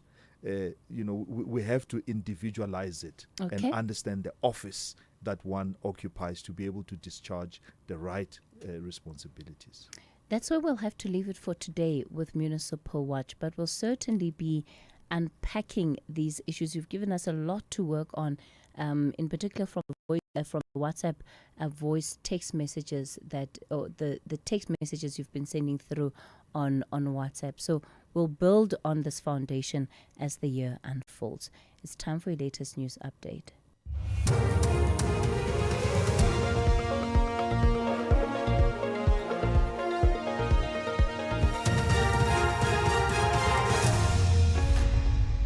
Thank you, Cathy. On the top stories, Transport Minister delivers the festive season road safety report, and Red Meat Industry welcomes Agriculture Department strategy on FMD. For SFM News, I'm Ondelambana, and a very good morning. Transport Minister Barbara Chrissy says there's been a 5% reduction in road fatalities and crashes for the 2025 festive season compared to the same period in the previous year. A total of 1,427 fatalities were recorded from 1,172 crashes. Chrissy was delivering the 2025-26 festive season road safety report in Pretoria. The data shows the 25-26 festive season recorded the lowest number of crashes in 5 years and the same number of fatalities as the 23-24 season. 5 provinces reported reductions in fatalities. The highest percentage reduction was recorded in the Eastern Cape, followed by the Free State. And I want to take this opportunity to congratulate those provinces in particular for the extremely hard work which they undertook during the festive season period. Police are searching for gunmen who shot dead a man on the N2 near Nyanga on the Cape Flats. Police spokesperson Wesley Twig says his body was found on an open field with multiple gunshot wounds. He says the motive for the killing is unknown. Nyanga police registered a murder case for investigation following a shooting incident on an open field next to the N2 highway on Wednesday morning. Police members were called to the crime scene, where they found an unknown male believed to be in his 30s with gunshot wounds to his body. The victim was declared deceased on the scene by medical personnel. And in news just in, a body believed to be that of a 45-year-old woman who drowned in Cholozi near Mbombela in Mpumalanga has been found. She went missing after attempting to cross an overflowing stream in the area. Apparently, she was swept away in the same area where the 2-year-old toddler drowned on Tuesday. 2 helicopters have been dispatched to airlift flood victims at Mbawla village outside Giani, Limpopo. Mopani District Municipality spokesperson Oda Ngubeni says a 3rd helicopter from Pretoria has been commissioned. Ngubeni says the village has been cut off and it is being flooded. Ngubeni says the victims will be taken to the Giani Stadium for temporary shelter. We are trying to get our people in Mbawla to our evacuation points. We currently have 2 choppers that have been dispatched to assist that particular community because the community has been cut off due to the flooded river. We want to appeal to members of the public to remain vigilant and report all emergencies to our call center, which is operating 24 hours. But most importantly is that motorists must continue to drive with caution and as well maintain a safe following distance. Civic Movement March and March has accused the principal of Addington Primary School in Durban for allegedly prioritizing immigrant children over South African learners. This after dozens of parents held demonstrations outside the school since Tuesday, demanding their children be admitted to the school. South African parents were calling for their children to be prioritized, while immigrant parents claimed that they were being discriminated against. Addington is reportedly the only public primary school in the area. March and March leader Jacinta Ngobese Zuma. We actually were there to talk to the principal, and he blatantly refused to attend to the parents who were there to request an admission for their kids. And we went to Addington as a simple case study because we know that there's a majority of learners who are not South African. And when we got there, we were met with those numbers. So it's very, very sad because we have a list of close to 100 parents who don't have a place in school. Their children live in the area. And some of the parents had actually tried to apply even the year before. They told them there's no space. The Red Meat Industry Services has welcomed the Agriculture Department's long-term strategy for addressing the spread of foot and mouth disease. Agriculture Minister Johnston Hazen yesterday announced the department's 10-year strategy to address the FMD outbreak, starting with a mass vaccination drive which will prioritize high-risk provinces. The department is said to have budgeted 1.8 billion rand to buy vaccines. RMIS CEO Devald Oliver. The picture is obviously at this stage, it seems, for the guys on the ground, it seems very bleak. We started 2026, and what we saw was a continuation of the problems that we suffered in 2025. However, I think with the announcement the minister made yesterday, a lot of the information that came through is stuff that will help us. We are anxious and we await the time and the date of the vaccines to come into South Africa, and I think when that happens, the weight will lift because then we can start protecting the animals. Recapping the top story, Transport Minister Barbara Chrissy says there's been a 5% reduction in road fatalities and crashes for the 2025 festive season compared to the same period in the previous year. I'm Ondela for SAFM News. SAFM 104 to 107 nationwide. 63-year-old Almero knows all about saving with Outsurance. We do save 417 Rand. That's about 5,000 Rand a year. That's an awesome saving on Almero's 2021 Ford Ranger. And there's an out bonus that you get if you don't claim for 3 years. I am really looking forward to it. How much money could Outsurance save you? Get a quote now. SMS out to 30754. That's out to 30754. Licensed insurer in FSP. TCs and information online. Hey besties, I'm Gegen Puti. You're invited to catch me in a new era of drama, a new era of SABC2. Don't miss it. What if your child could achieve better academic results in 2026? At Teneo School, they can. Our smart school system tracks every learner in real time and helps teachers spot gaps early. The results? With over 3,500 successful Teneo School matriculants, learners improve their average marks by 12% in the first year. Access affordable private schooling, no restrictive entry, fees starting from 3,000 Rand per month. Enroll now for 2026 at teneoschool.co.za. That's TENEO school.co.za. You can become a victim of a legal problem: wrongful arrest, assault, uncontested divorce, rental dispute, maintenance matters, or labor problems. It can happen to you. Clientele Legal provides tough professional lawyers for an affordable monthly premium. Our legal team is standing by to assist you 24 hours a day. Join today.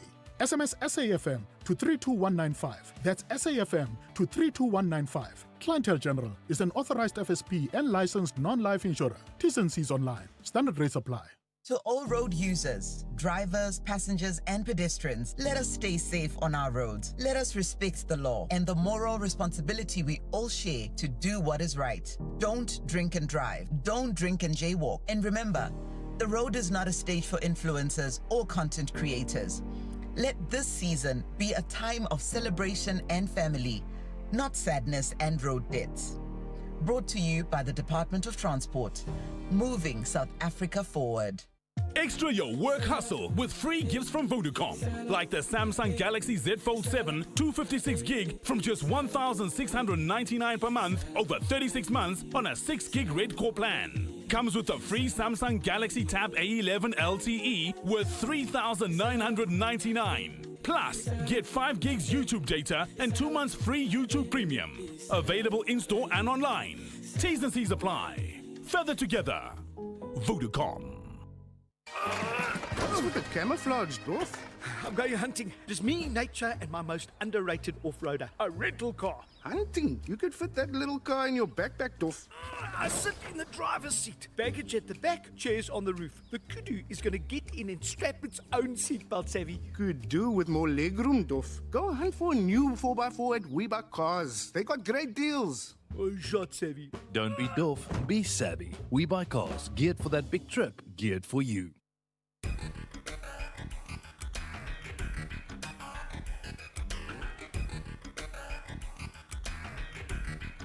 The Talking Point with Cathy Mohlahlana. Weekdays, 9 a.m. till midday.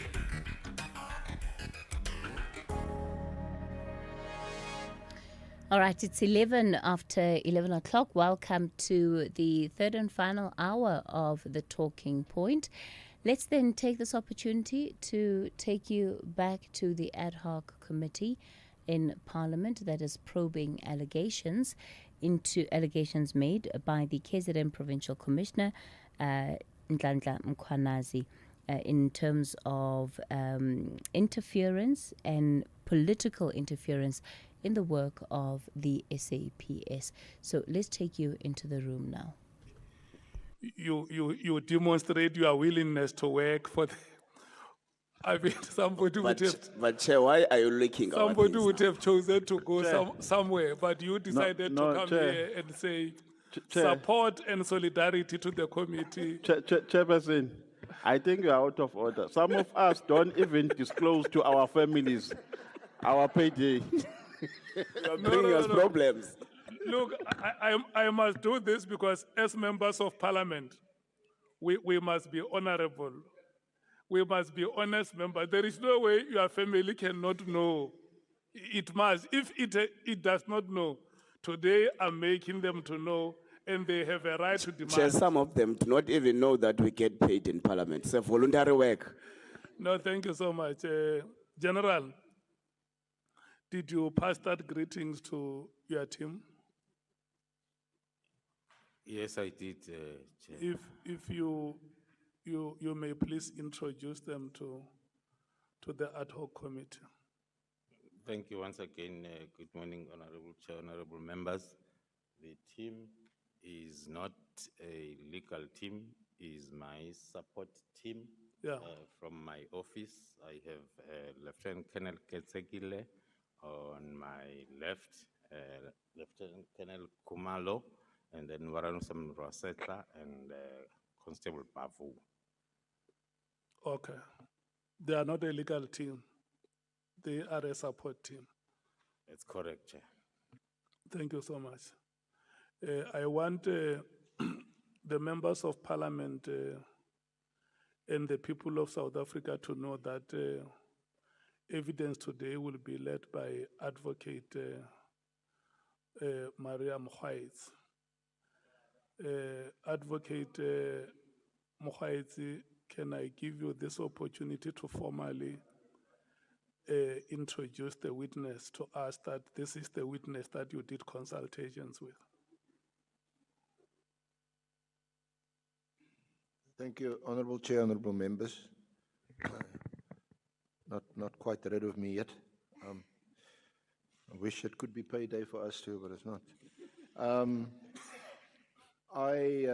In terms of our arrangement, yes, my colleague, Advocate Mkhwaitsi, will lead General Kumalo in relation to PKTT matters. And I will come in. Not quite rid of me yet. I wish it could be payday for us too, but it's not. In terms of our arrangement, yes, my colleague, Advocate Mkhwaitsi, will lead General Kumalo in relation to PKTT matters. And I will come in if and when, if it's needed at all, at the tail end. So I just want to start by introducing General Khumalo and make a few introductory references from his affidavit, Honourable Chair, if I may. And as is customary, before you administer the oath, to confirm with you and the committee that this is Samuel Dumusani Khumalo, General Khumalo, the Divisional Commissioner of Crime Intelligence, whom we have consulted with a view to drafting the statement with the annexes that is before you. He is here today, ready, willing, and able to testify. So it's my pleasure to introduce him to you formally, Honourable Chair, Honourable Members. Thank you so much. Can I move ahead and do the administration of oath? Yeah. Thank you so much, Advocate Arendse Mdungwa. We are now going to do the administration of oath, but before I do that, let me bring the following to your attention, that you have been invited to appear before this ad hoc committee, which investigate allegations that have been made by Lieutenant General Mkhwana.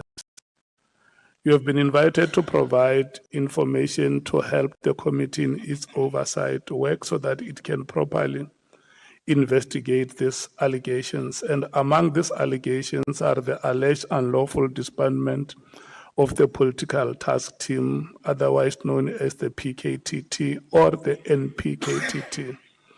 Number two, the alleged moratorium on the filling of vacancies within the South African Police Services, the SAPS. Three, alleged corrupt relationship between senior leadership within SAPS and members of the public. And lastly, political interference in the work of the SAPS. In extending this invitation, the chairperson of the ad hoc committee has indicated to you that you may provide such information to the committee if you so wish, under oath in terms of the powers, privileges, and immunities of Parliament and Provincial Legislatures Act. General Khumalo, please be informed that by law you are required to answer fully and satisfactorily all the questions lawfully put to you, or to produce any document that you are required to produce in connection with the subject matter of the inquiry, notwithstanding the fact that the answer of the document could incriminate you or expose you to criminal or civil proceedings or damages. General Khumalo, you are, however, protected in that evidence given under oath or affirmation before a House or a Committee of Parliament may not be used against you in any court or place outside Parliament except in criminal proceedings concerning a charge of perjury or a charge relating to the evidence or documents required in these proceedings. Please be aware that in terms of Section 17, subsection 2 of the Powers, Privileges and Immunities of Parliament and Provincial Legislatures Act, a person who willfully furnishes a House or a Committee of Parliament with information or makes a statement before it which is false or misleading commits an offence and is liable to a fine or to imprisonment for a period not exceeding 2 years. General Khumalo, you are required to take an oath or affirm that the evidence you are about to give is truthful. Which one do you elect, oath or affirmation? I'll take an oath, Honourable Chair. You have elected to take an oath. You will follow me as I dictate. You will say aye and state your names in full. I, Samuel Dumisani Khumalo, swear that the evidence I shall give swear that the evidence I shall give shall be the truth, shall be the truth, the whole truth, and nothing but the truth. And nothing but the truth. And so help me God. So help me God. Thank you so much. I'm handing over to Advocate Maria Mokhaitsi. She will run this session until 13 hours, and then we will then make further announcements on how we are going to proceed through the course of the day. Thank you so much. Good luck to you, Advocate Mohlahlana and General Khumalo. Honourable Chair, if I may just continue with some formalities, or to try and get through the affidavit as quickly as possible, so that we can get to the meat of General Khumalo's evidence. General Khumalo, you currently occupy the position of Divisional Commissioner of Crime Intelligence, having been appointed in that position on the 1st of December 2022. That is correct, Chair. From the inception of the political killings task team, which is very much a focus of this Honourable Committee's inquiry, you served as the project coordinator from July 2018. That is correct, Chair. In September 2018, you became project leader of that task team, succeeding Major General Ramatsoeli after his retirement in September 2018. That is correct. Now, your own service history is quite impressive. You joined the SAPS in 1991 as a student constable. You progressed to become a coordinator preparing for our World Cup year in 2010. You were appointed as coordinator 2006. That's correct. You also assisted with the Qatar World Cup, which we know also recently was concluded successfully. In 2012, you progressed to the operational response services. That's correct. Yeah, there's been some issue about you not having some detective experience. Do you want to comment on that at all? Thank you, Honourable Chair, honourable members. When I joined the police, I was not aware that there are different compartments within the police. I wanted to be a complete police officer who can be able to do almost everything that is expected from a police officer. So luckily for me, the path that I chose was from the operational coordination side. So it is that operational coordination that gave me an opportunity to be able then, because when you are coordinating operations, you are like a choir conductor who must be able to sing and direct all parts of the choir. So the theory, then I'll get from each and every operational plan that I have to implement, as well as monitor and direct. And then the coordination role gave me that opportunity then of understanding the whole operational environment of SAPS. As in my service history, it's indicated it runs from crime prevention and combating to the crime investigation as well as crime intelligence. And you hope that you can sing from the same hymn sheet. But sometimes it hasn't been the case when you're the coordinator.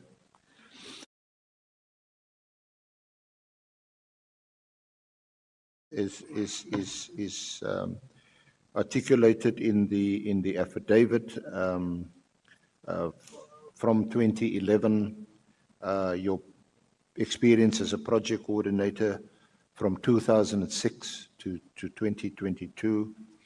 And as leader, of course, of the PKTT, you continue to play that role. That's all in paragraph 30 through to 30.8 of your affidavit: resource management, liaison and coordination, reporting, compliance, support services. Those are all mentioned in your affidavit. That is correct, Honorable Chair. And when you were appointed, and this is at paragraph 34, at Crime Intelligence as the Divisional Commissioner, you state that this division was still, and I quote you, characterized by the misuse of crime intelligence methodologies and resources, which was still affecting the performance level of the division, and you will discuss that in a bit more detail with my colleague, Ms. Mohlahlana, in due course. That is correct, Honorable. There were obviously some issues which you had to prioritize, and which is also detailed in your statement from paragraphs 35 to 48. Yeah, I think that's where I pass the baton on to my learned colleague, Mr. Mohlahlana, Advocate Mohlahlana. Thank you very much, General. Thank you, Honourable Chair. Thank you, Advocate Arendse, and good morning again, General Khumalo. Good morning. Like Advocate Arendse indicated, I will deal with the rest of your affidavit. You already started with an introduction on the history of your employment. I think it would be a good place for me to take off from your role as Divisional Commissioner of Crime Intelligence, which is referred to in paragraph 34 of your statement. Are you there? Okay. Now, there are some things that you specifically want to talk about in relation to the time when you took over as Divisional Commissioner in Crime Intelligence, because it has been noted that at the time, there was quite a lot of irregularities that happened within Crime Intelligence. And in your statement, you take us through some of the steps that you've taken and the efforts that you've made to sort of rectify the wrongs of the past. Do you want to take us just through that briefly again? Thank you, Honorable Chair, Honorable Members. Before I get to paragraph 34, I just want to sum up my history. As we have seen, that serving at lower ranks, I was between crime intelligence and operational response services, gaining more of operational experience up until then at junior officers level. Then my detailed history is starting mainly when I became a senior officer in 2011. That's when then I had to make use of the operational experience that I had gained to contribute then at strategic level of SAPS. That's what gave birth to, based on my experiences, gave birth to the policing model that is being implemented in the SAPS today, that I introduced in 2016, which is the 5-pillar approach. And then as then I'm appointed at Crime Intelligence in December 2022, my experience, because I had spent more than a decade of my junior ranks within Crime Intelligence, which includes also the acting as a component head of counter and security intelligence when I was a brigadier at ORS, Operational Response Services. I was then requested to go and act between 2011 and 2012 because of that previous experience at operational level up until junior. I left crime intelligence as a junior officer who had grown through the ranks mainly from within crime intelligence. And then January 2023, when one is appointed, other than experiences, practical experiences, but one has been following the problems that were talked about from within the division. So one then noticed that the division by then was still characterized by mainly the misuse of crime intelligence methodologies and also the resources which were affecting the performance of the division. Hence, there were forever complaints, especially from the operational environments of SAPS, that they are not getting the services that they are expected from crime intelligence.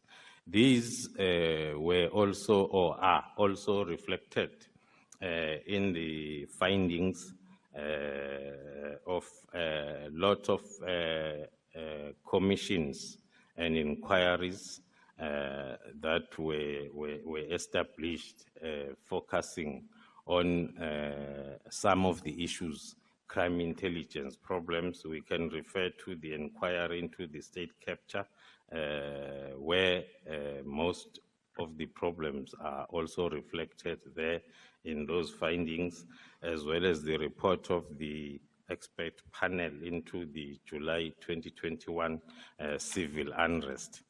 But to summarize some that one had to prioritize when one was appointed, we can look at what we found was the non-aligned key performance indicators of the division to the SAPS's priorities, and also the outdated and non-existing policies and legal framework. So the environment was just operating on a free mode, and it was like not operating like the SAPS CI. It was operating like CI. So in other words, the crime intelligence that is serving their own purpose. That was the first issue that one had to rectify. And also the misuse of state vehicles by the senior management of the division, including the senior management of the police at large. Those vehicles were allocated to those seniors unlawfully so, because it amounts to fraud and corruption. If you are benefiting twice, you are having your structured vehicle, but you are also having another luxury vehicle allocated to you by the division crime intelligence, which is supposed to be a covert vehicle used by operators. There was also a problem of outdated and non-existing physical, human, and financial control measures. It was a free-for-all environment.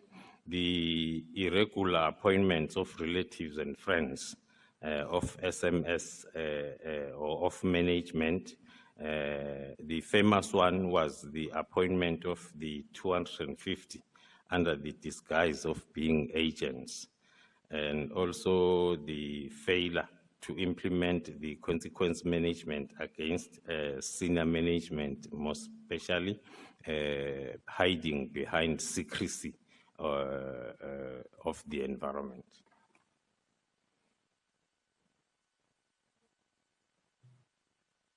General, now you note in your statement that some of the changes that you've also made relates to legal framework, and the steps that you've taken in order to develop the legal framework within crime intelligence. This is referred to in paragraph 43 of your statement. Is there anything in particular that you'd like to highlight in respect of the legal framework that you've developed? Thank you, Chair. Thank you, Honorable Chair. Based on my assessment as a newly appointed Divisional Commissioner on the issues that I've highlighted, one had to prioritize. So as I used to term that period as you are trying to change the flat tire of a vehicle whilst it's in motion, one had to prioritize then the issues that needed to be attended to. Of course, then there will be those decisions that one will take that will not make one famous and not supported at all by some at a senior management level, which made it very difficult then to implement such decisions. That then in that environment is mainly done through the misinformation that will be related to each and every one of those reforms that we are bringing on board. Talking to the first one, which is the legal framework, there were serious legal reforms that one had to implement, starting with the compliance with Regulation of Interception of Communications Act, normally referred to as RICA. There were lots of interception activities that were undertaken outside the legal framework, and then one had to prioritize that to acquire the exemption certificate, which was approved by the Cabinet, that allowed us now to lawfully purchase, keep, and utilize the listed equipment according to the Act.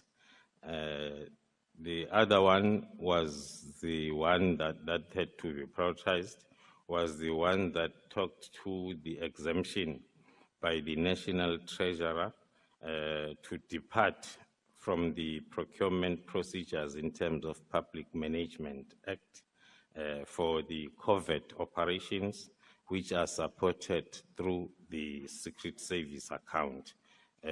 Those are the two examples of the legal framework that one had to prioritize in order for the division to start then operating lawfully. Honorable Skosana.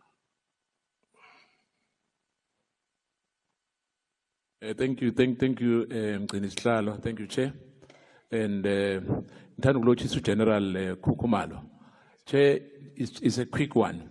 I think Maga Kulumala, General Kumalo, because we've been sitting here, we were told that General Kumalo agazi next gendaba ye crime intelligence yagana experience agana anything. Now uGeneral namhlanje ngicabanga ukuthi uyicacisile ukuthi mabhunga lawo zinthele ngesikhethu ngamanye amagama bebakupenda kusho ukuthi ihistory osinikele yona nje uthi mhlambe ngenze follow up ukuthi wathoma usafika almost esipoliseni ukubereka ngecrime intelligence. I think that came up clear. Am I right? Mangifunda la ngoba satshelwa into ezinezikhulu ukuthi awudeserve, and ngicabanga ukuthi icolleague yakho uGeneral Sibiya, that's what he said in this committee. So hence ngifuna clarity, Chair, on that one to say njengoba uyibeka nje namhlanje uthi njengoba wathoma ngo1991 you go throughout the ranks, and crime intelligence akusinto ithome at this level where you are today. Am I right? That is correct, Honorable Chair. Ngiyathokoza, Chair. Bengifuna leyo clarity. Thank you so much. Okay, let's proceed. Thanks very much for the response is General Kumar.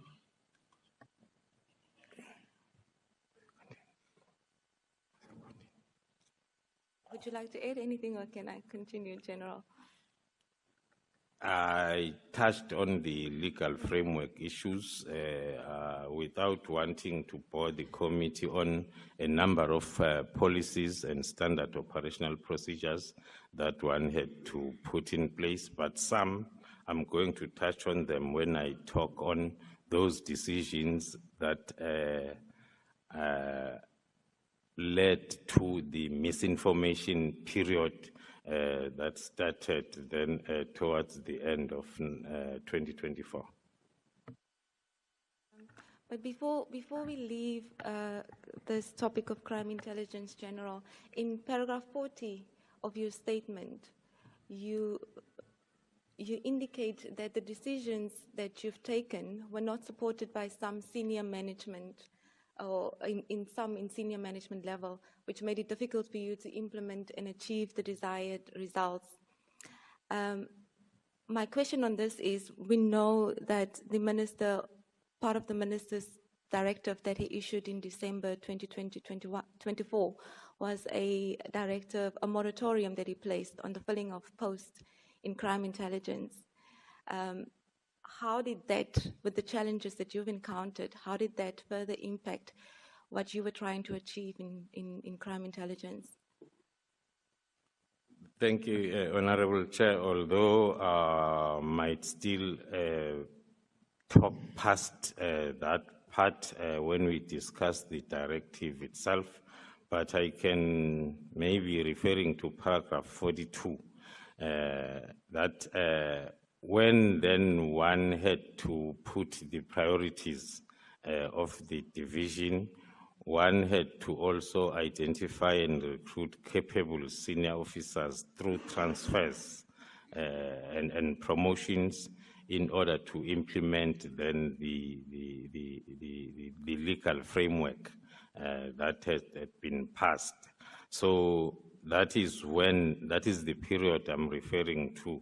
That is when the misinformation campaign started through the social and print media that will be related to each and every decision that one is taking. I can take the committee through some examples from paragraph 44. If you'd like to. Thank you. I've referred to the decision that one had to take of removing state vehicles from the senior managers of crime intelligence as well as SAPS senior managers and redistribute them for the real purpose that those resources were acquired for at operational level. One will still recall that soon after that directive was issued under my signature, and then those vehicles had to be collected and then be inspected. Then the redistribution process starts. And then there were photos or pictures that were taken from where they were kept, whilst then they were in the process of being redistributed. And the media article about CI vehicles collecting dust and not allocated to members started flying. That is one example. The second example will talk to the famous misinformation that is forever spoken about or spread on the media, which talks to the informers being paid 3,000 rands only. That example is as a result of the financial delegation of powers that had to be reviewed to ensure that there are control measures, especially on the informal rewards and remuneration, establishing the committees that are going to deal with. The directive was talking to the fact that the informal rewards and remuneration that are above 3,000 rands has to go through a committee to be scrutinized, which was then a problem from those that were benefiting from a loose policy that will allow any commander at any level for such approvals. Then the other example, as I'm touching on misinformation that we experienced a lot towards the end of 2024, was around the identification and dismissal of ghost employees who were unlawfully employed, who are part of recruited 250 that I mentioned earlier on. The misinformation that was accompanied by that process was that the division is being incapacitated because of those activities that were taking place. We have lots of examples. There are people that we had unearthed that were holding the ranks up to a full colonel, who have never worked for the past 15 to 20 years, but getting salaries. So one had to hunt those people and then dismiss them in terms of the regulations of SAPS. That is a project that is still ongoing. So we are going to sit with that misinformation for quite some time. And the other one, this one is coming in at any time when one then is implementing and enforcing consequence management, especially at senior management level. We have seen the stories talking to claims of victimization, protected disclosures, the whistleblowing, and the booking of sick for a long time in order to delay disciplinary processes. The issue there is, as I indicated earlier on, that both disciplinary and criminal investigations in the environment were not undertaken because those involved will be hiding behind the secrecy of the environment, which does not give permission for people not to be taken through the regulations of SAPS if there is something that they've done wrong. Thank you, Chair. General Khumalo, may I refer you to page 195 of the big bundle?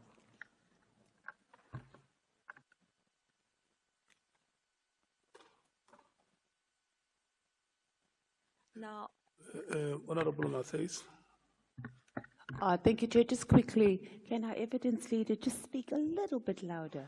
You've been very soft, you know. Bring on the voice. Thank you, evidence leader. I think she has lowered the microphone. I thought my soft voice was my charm, Chair, but I'll try to speak louder. It's 195 of the bundle. It deals with the minister's directive that was issued on the 31st of December. Now, in paragraph 1 of that directive, General, I don't know how comfortable you are to speak to some of the issues raised there, but I would just like your view on how that paragraph 1 impacted crime intelligence operations. When I say operations, I mean what you were trying to achieve in turning things around. And maybe I could just read out paragraph 1, and then you could answer and explain whether that at all was of assistance or whether it made matters worse in crime intelligence. So in paragraph 1, it says the minister directed that all processes to fill vacant posts in the division should be halted immediately, and this applies to all in provinces, including those of provincial heads of intelligence that are currently vacant. It also applies to all posts currently vacant at head office. This should be the position until substantive discussions between the Minister and the National Commissioner takes place sometime early next year. Thank you, Honorable Chair, Honorable Members. Maybe I must start by my own view on the letter itself as a whole before I zoom into the first paragraph. In my view, the letter was supposed to be a personal letter to myself. It's talking to almost everything that is related to myself, the whole letter. But zooming into the first one, as we are trying to link it with the reforms that were, the letter came at a time when we had about 4 vacant posts of provincial heads of crime intelligence.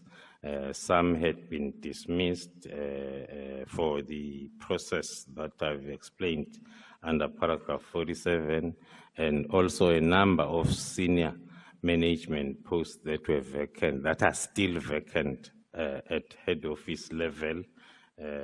So that the directive, we had advertised 2 batches of senior management posts that were halted by that the directive.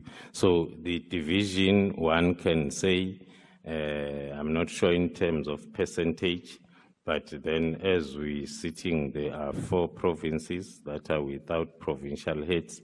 And then at national level, we also have about 2 components that are without heads, and also other very critical environment like the cyber section that is still without. It was one of the most important or critical posts that we wanted to fill since the beginning of 2024.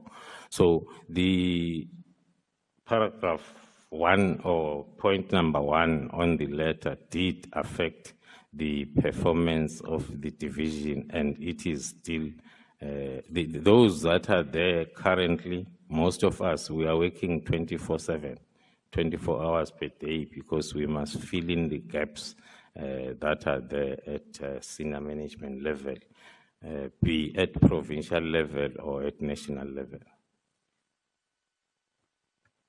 And just lastly in this regard, because the directive referred to a meeting that was supposed to take place in order to deal with the issue, could General just confirm whether this meeting has taken place, or whether the posts are still currently halted? The meeting referred to was supposed to take place between the Minister and the National Commissioner. I do not see where it mentions myself as the divisional head. I will take it that maybe there had been some discussions because the National Commissioner had indicated that those posts will be re-advertised soon.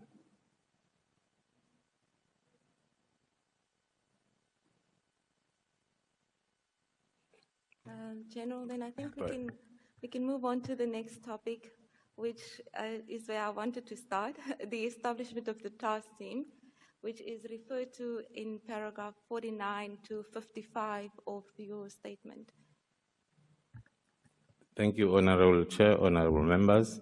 The topic has been covered by some, if not most of the witnesses that have appeared in front of the committee. I will just talk from the practical point of view, because I happened to be practically involved from all the stages of the establishment, and most of the documents, establishing documents, are having my signature on. without going into details, I can confirm that indeed the PKTT was established during 2018, when then the political killings in the province were rife, and then it was through, as we are all aware, the appointment of the IMC Interministerial Committee by the President, which was chaired by the Ministry of Police. The point that maybe I must first try to correct is the misperception that the PKTT was formed as a result of Moerane Commission. If we go through the minutes of the IMC meetings, there is a meeting, I think in 2019, where the Premier of the province apologized for attending the IMC because he was supposed to attend the briefing by the Moerane Commission. That was in 2019. It's one of the examples that one can cite that the Moerane findings came long after the PKTT was formed. So, like any other task teams, the PKTT was established or formed by the National Commissioner, not through any legislation or gazetted regulation. It is the prerogative of the National Commissioner or the Provincial Commissioner that at any time there is a threat that they feel that it needs the task team approach, which is different from the normal day-to-day policing approach, to establish then the task team. I'll link that with the situation as it happened. If we follow the minutes of the Interministerial Committee, there were 2 meetings that took place during May. The IMC went to the province to find out as to what are the interventions that are in place. Indeed, they did find the task team, the provincial political killings task team. We can call it maybe then, if you want to use PPKT, it was there. Already there was a task team. The only thing that happened when then the IMC had to assess its performance, and then they realized that it was not properly coordinated. It had no investigation or prosecution strategy. And going through the minutes of those 2 first IMC meetings, there is a lot of evidence that talks to that, because you will find that the SAPS will come and present their report, and then crime intelligence will come present their report on the same topic, and the NPA will also come present their report. So the reporting was evident enough to prove that the work of the provincial task team was not properly coordinated. Those were the findings then of the IMC during May meetings. And then when one then was roped in, I think I'll just confirm the evidence by the Provincial Commissioner of KwaZulu-Natal that it happened that during that time, I was deployed in the province of KZN together with him when he was the acting provincial commissioner.